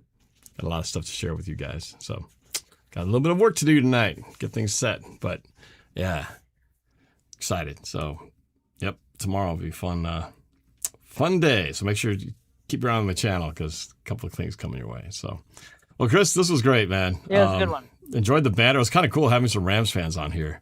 I Yeah. would really love to We haven't have a had that call-in before. session. We need to do a call-in. We need to get more rival fans to call in because I think that would actually be pretty damn good podcast material. You know what I'm saying? The same guys who were talking here. You know, Yeah, I it'd be would like great to that, get into a actually. conversation about it. So, yeah, like Chorito, and there's another Rams fan on here. Well, yeah, because Really we get can you guys discuss to the tune in. whole mortgage the future, as long as they're respectful about it and have it back and forth. And they seem like they were respectful in the comments, and like I said too, it's like, as far as mortgaging the future, it's like you've done it before and it's worked for you. I hope it doesn't work for you, but Well, and the thing is that when you say mortgaging your future, it doesn't mean you're giving up your future. You're just putting it you're risking at risk. Yeah, You're risking it, but you're not giving it away. So people they take offense to it. But like you said, it's like putting the chips in the pot. You can still win that pot, and that's what they're hoping to do. Yeah, when people hear the term all in, they think like, oh, it's you're done. It's like, no, you're going all in, but it can work out for you. Like, we just think of these teams who do these risky trades and it doesn't work out. But dude, case in point, the Matthew Stafford trade. Like, he traded Jared Goff, who ended up being a Pro Bowl quarterback and 3 first-round picks, for Matthew Stafford. That is a total chips in the middle, and guess what? It's the rare probably split pot, because both teams I would think are more than happy about it. So yeah, And you have a good night too as well, Lori. Yeah, Lori, thanks. I'm glad you got to see Julian and came back here too as well. I had the squint. Look. Yeah, she's got a new display picture, and it's you two. That's awesome. I know. That's awesome. That's it. Yeah, that's good. I just now noticed. I was wearing my fan of the year jacket, I think. Hey, and then do you have to buy that jacket, or do they give it to you? No, they gave it to me. Oh, yeah, it was a whole prize package. It was a jacket. That's a nice leather jacket too. That's a good one. Because the sponsor was Captain Morgan, so Captain Morgan sent this. It was all Captain Morgan labeled stuff. So the jacket is Captain Morgan whiskey, or rum, but I don't really drink. With these nice tumblers that went with it. Then of course the creme de la creme was the trip to the Super Bowl, which was at Allegiant Stadium in Vegas to watch the Niners and lose and Chiefs go at it in overtime. Yeah, that was a fun one. You randomly got a good Super Bowl one. It's like if it could be like a non-Seahawk, it's that's about as good a Super Bowl as you could have chose, looking back to seeing that one. Yeah.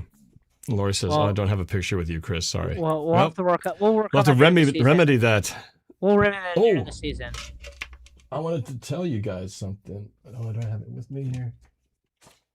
Because he mentioned 80s Broncos fan. And actually, if you're from the area, because I know some of you guys are from around here, but this weekend, it's actually the Northwest Pinball and Arcade Show. This is actually a nonprofit organization that Mike is the president of.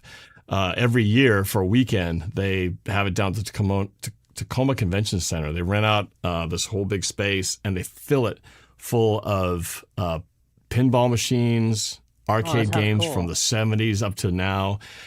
Just tons. And they're all on free play. So you pay one admission to go in, and you just play the games all day. And it's great. So he's been doing this for over a decade.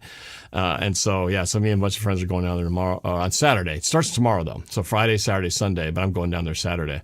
But it's great. It's a load of fun. If you're, for me, it's like, because arcades and all that, that's my middle school. That's my childhood right there. And this guy's a Broncos fan. This guy who runs. Well, he grew up a Broncos fan. He's kind of turned to the light now since then. But he grew up in Colorado, so he was a Broncos fan as a kid. So, little hint. He might make a slight appearance in this video I'm talking about. Oh, nice. So, when you text him, do you say, "Hey, Mike, Broncos country, let's ride"? What's funny is he's so not connected to Broncos stuff now. So he's actually really, he mostly gets his information from me. So he's not like a diehard, but he plays one in the show. So you'll see. It's pretty wacky, man. But yeah, Northwest Pinball Arcade Show, Tacoma Convention Center all weekend. So I will be Saturday down there. So if you guys are in the neighborhood and want to check it out, I'll be in there playing some Joust, some Donkey Kong, hopefully some Gorf, a bunch of other stuff. So it's a chance to relive the childhood, man. It's pretty cool. You have to come up, sounds Chris, one fun. of these times. Do you play much video games? Are you much of a gamer? No, I'm not, which bums my You're not? nephews out because my nephews are all into the video games. Like they're into the Mario and all that Nintendo Yeah. stuff. So they're like, I know, like now they're at that age now where it's like, well, I don't know what to get them for birthdays, so I just buy them the, gift card from Xbox or Nintendo. That's, So that's like, easy and they easy buy- to find. Yeah, well, I and wonder they what they love want. They love that more than like like these toys. I used to like buy. I'd like shop and like pick out like good toys for them. It's like just some stupid gift cards. Just like, oh my god, just like that. Like that took no effort, but it is what it is. But it's what they love, right? You give them what they want. Yeah, right. Yeah, this show though is really more for the guys like my age, guys in I'm their, sure, their yeah. 40s and 50s, because these games, and older, because I was never a pinball guy. I was just a video game guy, but they got this a ton. I mean, stuff that you have never seen before. They had games from Japan, specialty games. They have this one called Hercules, where everything is gigantic. So the pinball machine is like 3 times or 4 times the size of a regular pinball machine. So instead of the metal ball that's in most pinball machines, it's the size of a billiards cue ball, and the flipper's like extra large. So it's just the whole thing is just gigantic. It's pretty crazy. But there's other stuff like that, so it's pretty cool. And then people who are like serious hardcore pinball players, they have tournaments where they actually compete and win money and stuff like that. So that's the next level. I can't touch that stuff, but it gets pretty intense for the diehard gamers out there. So I saw someone ask that question. They must think we're rich. He asked, "Are you going to the World Cup in Seattle?" I was on my bucket list, but man, I saw those prices, and I can't justify that. Like, have you seen the prices for this World Cup? I haven't even looked because I really had no intention of going. Well, it's like you're talking How much like is it? you're talking like $1,000 to get in the door, and that's just Like cheapest seat is $1,000. and you're sitting up there by freaking heaven, like. Oh my So god! I'm like, what I might do is I might What's come Super up. Bowl costs? Oh, it is Super Bowl cost. It really is. I might go up there and just to like, when USA plays, I might just go up there just to be in Seattle and just watch at a bar. Just to and kind of feel the just energy kinda of the be part of crowd and the that. people. And just to say like, it was at the World Cup. It was in Seattle. The United States played, and I watched it some local place. That would be kind of cool to do some like man on the street interviews with people or something. Just get Yeah, I random might like do something chats like with that. Like fans. maybe like go to like that Steelheads place or what that Hatback place. One of those kind of like be kind of down there. Yeah, I think that would be yeah, cool. that's but, true. Like, Yeah, that'd be a lot to spend. I mean, unless I'm not if I really was a a soccer diehard guy. soccer fan, I would have to go. But I probably would, but yeah, I'm not. So, yeah, but yeah, just to feel the energy of the crowd would be something.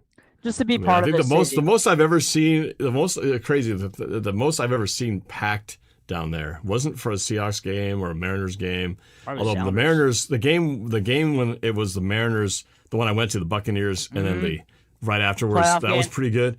That was pretty intense. But it was actually for the Taylor Swift concert. Oh yeah. That place was freaking. Well, no. I mean, I'd never seen Lumen Field that crowded outside the stadium.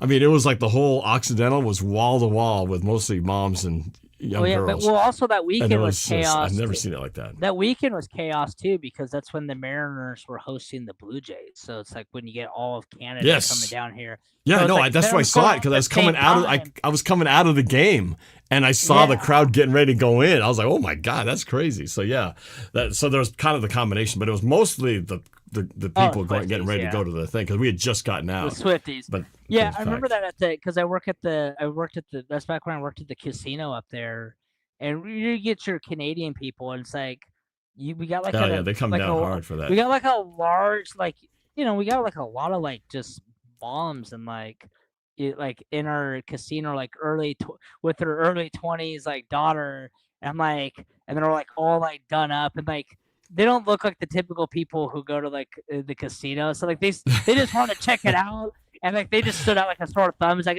oh, you Right. went to the Swift concert. It was like, oh, how Yeah, do you right. know? I'm just like, because I know how like the typical casino person looks like. Like that's not Yeah, you. they don't look like you. Yeah, you look a lot better. Yeah, you bet. Yeah, of course you didn't. If in case you didn't catch it by now, yeah, that's what Chris does. He's a Yeah, works at a casino by day. That is his day job. So that is my day job. yeah, there's definitely a type. I never worked in the casino, but when I played in bands, we played in casinos. Oh yeah, a I lot. bet, yeah. So, Mm-hmm. and so went to Muckleshoot a lot, to Lalip, other place across the water at Seven Cedars. What's the other You ever one? play at Snoqualmie? Never played Snoqualmie. Never played Snoqualmie. Emerald Queens? Yep, Emerald Queen. I actually played in the one where it's the boat before they have what it's set up old now. school. Yeah, I old remember. school. I Early remember 2000s. Yeah, I remember Charles Barkley telling that story because like he was talking about how it's just they're talking about how like it randomly came up when the Sonics were playing in Tacoma. They're talking about that, and Barkley's like, "Oh yeah, it's like I actually liked it Tacoma because it was like right by that boat, like on the water where you can gamble." He's just like, "I know I'm not supposed to talk about gambling on TV, but I don't really care." It was just like, and I had a good time there, so it was amazing. So, yeah, it's like So yeah, I've done my share, but yeah, you kind of start to see there's a type. There's a type that is the regular casino goers. Mm-hmm. It's not necessarily the type. Yeah, that one's kind of that one's a sad Ideal. one. That one's a sad one. The water park. I never actually. Yeah, went there, I did know but that. I've been to feel weird Wildways a driving number of by. times. It's gonna feel weird driving by there and like not seeing that. And what they're going to do with it, yeah. So for those of you who don't know, there's Enchanted Village, Wild Waves Water Park. I think it's coming up here in a couple weeks, right? It's what we enjoyed mostly more recently. We didn't really go to the water park that much, but they would do like haunted houses at the park during Halloween, during October. Mm-hmm. And so I took the girls there to several of those, and that was always a lot of fun. Pretty decent ones. Fright Fest is what they called it. And so that was kind of a tradition. We were doing that for a while the girls were younger.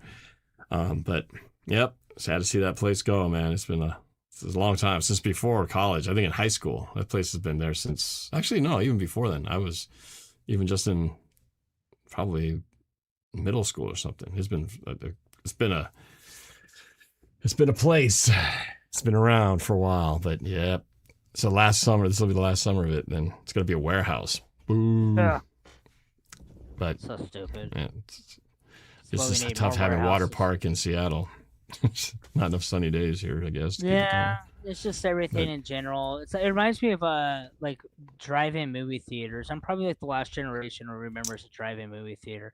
What's weird is my siblings Yeah. barely remember that, and like I miss that. And I was a little kid, so I got to experience it, but I feel cheated that I didn't get to experience the drive-in movie theater when I was like in my high school years, like when you and your buddies can go to the movies. I never got, because by then the drive-ins were kind of like exiled, so that one kind of sucked that went away. Yeah, that was definitely a thing. I mean, it's been around since like, I don't know when it started, going but I know back, 40s and 50s, probably Mhm. before then. But I mean, I Yeah. definitely went to my share of it. It was never really the ideal viewing experience, but that's not why you did it, because the quality was, the screen's kind of washed out, because basically, for those of you who've never been to a drive-in or have never seen one on TV, it's basically a movie outside on a big screen, and all these cars pull in, and they have all these parking spots, and everybody watches the movie from inside their car. It's really more of a date thing, if you kind of know what I mean. And then but the way you'd watch it is there was two ways. You either had the really high quality audio. You have a little like speaker that you take off the stand, you put on your windows. You're basically listening to this crappy mono, no bass, like listening to a transistor radio for the movie and stuff. Or it was a little more high tech in some of the ones we went to, where you could actually tune into it on your AM radio, and you could pick up the sound through your at least through your car stereo. That's how we did it on this one place near our place, but I never heard of that. closed. Yeah, but usually it was the little speaker that you put on your window, Yeah, I remember and then the you watch speaker, the movie. So the picture's washed out. The sound sounds like crap, but it was an experience. It was just a fun thing. So Well, it's a fun thing Yeah, to do in the summer. Like that's what I said. I got to experience it as a kid because, I was a little kid, and like my parents would take us to it because we have a bunch of little kids. So it's like it's the best thing to do, so we're not misbehaving in a theater. But like, I miss like I didn't get to experience that like in my my Yeah. my prime years, Yeah. my 18 to like Yeah. 25 years, like those The would have been. dating years, right? Yes. Yeah. The year, or you're with your buddies and a bunch of you are like, probably doing some illegal stuff, underage, like, it's like that, and it's like that is what I miss. But yeah, Yep. it's a cool experience. I'm glad I got to at least experience it though. So yeah. Yeah. Yeah. So at least you got to see it. Yeah. Even if it was past your time. But yeah, I remember. I think it was my first memory of going to a drive-in movie was to see Bambi.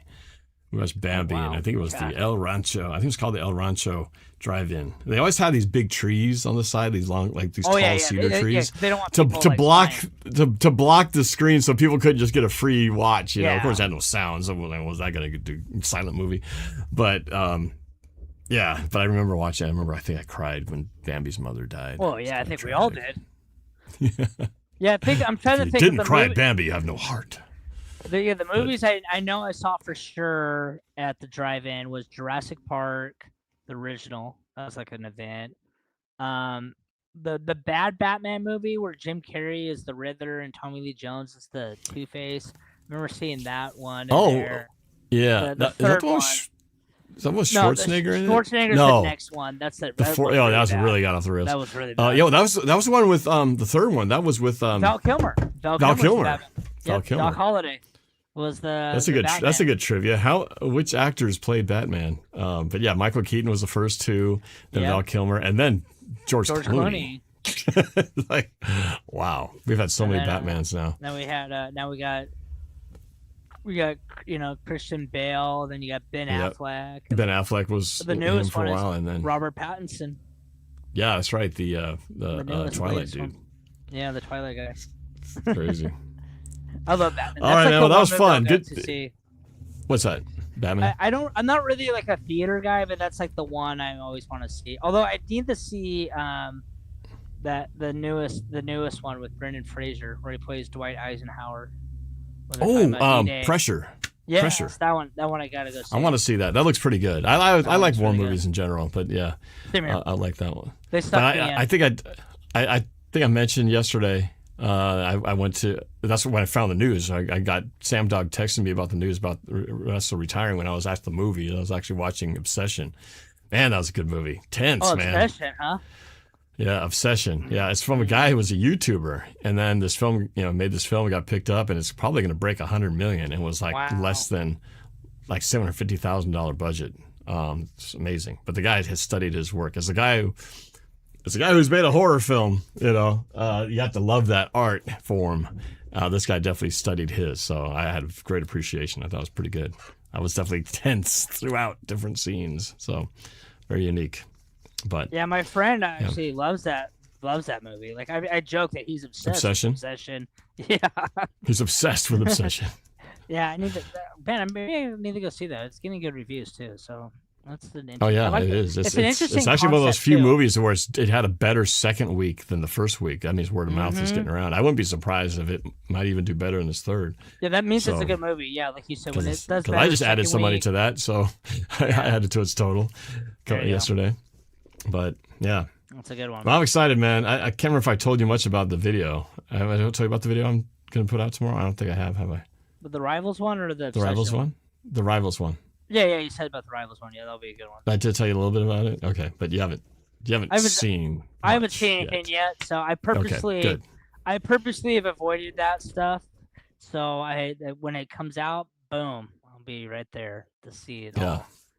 So Yeah. I'm excited All about right. that. Well, cool. I can't wait. It's been a lot of hard work to put into this one, so see what the reaction is. So, all right, man. Well, good job on the trivia. That was great to discuss Yep. these things, and boy, it sure sets up for another great year in 2026 to see what It'll be a fun one. what happens in the West. The West will be wild. That's for damn sure. All right, man. Well, we'll talk to you later, man. Till All the right, next take time. All right, take care, everybody. Yeah, thanks everybody, and of course, go Hawks.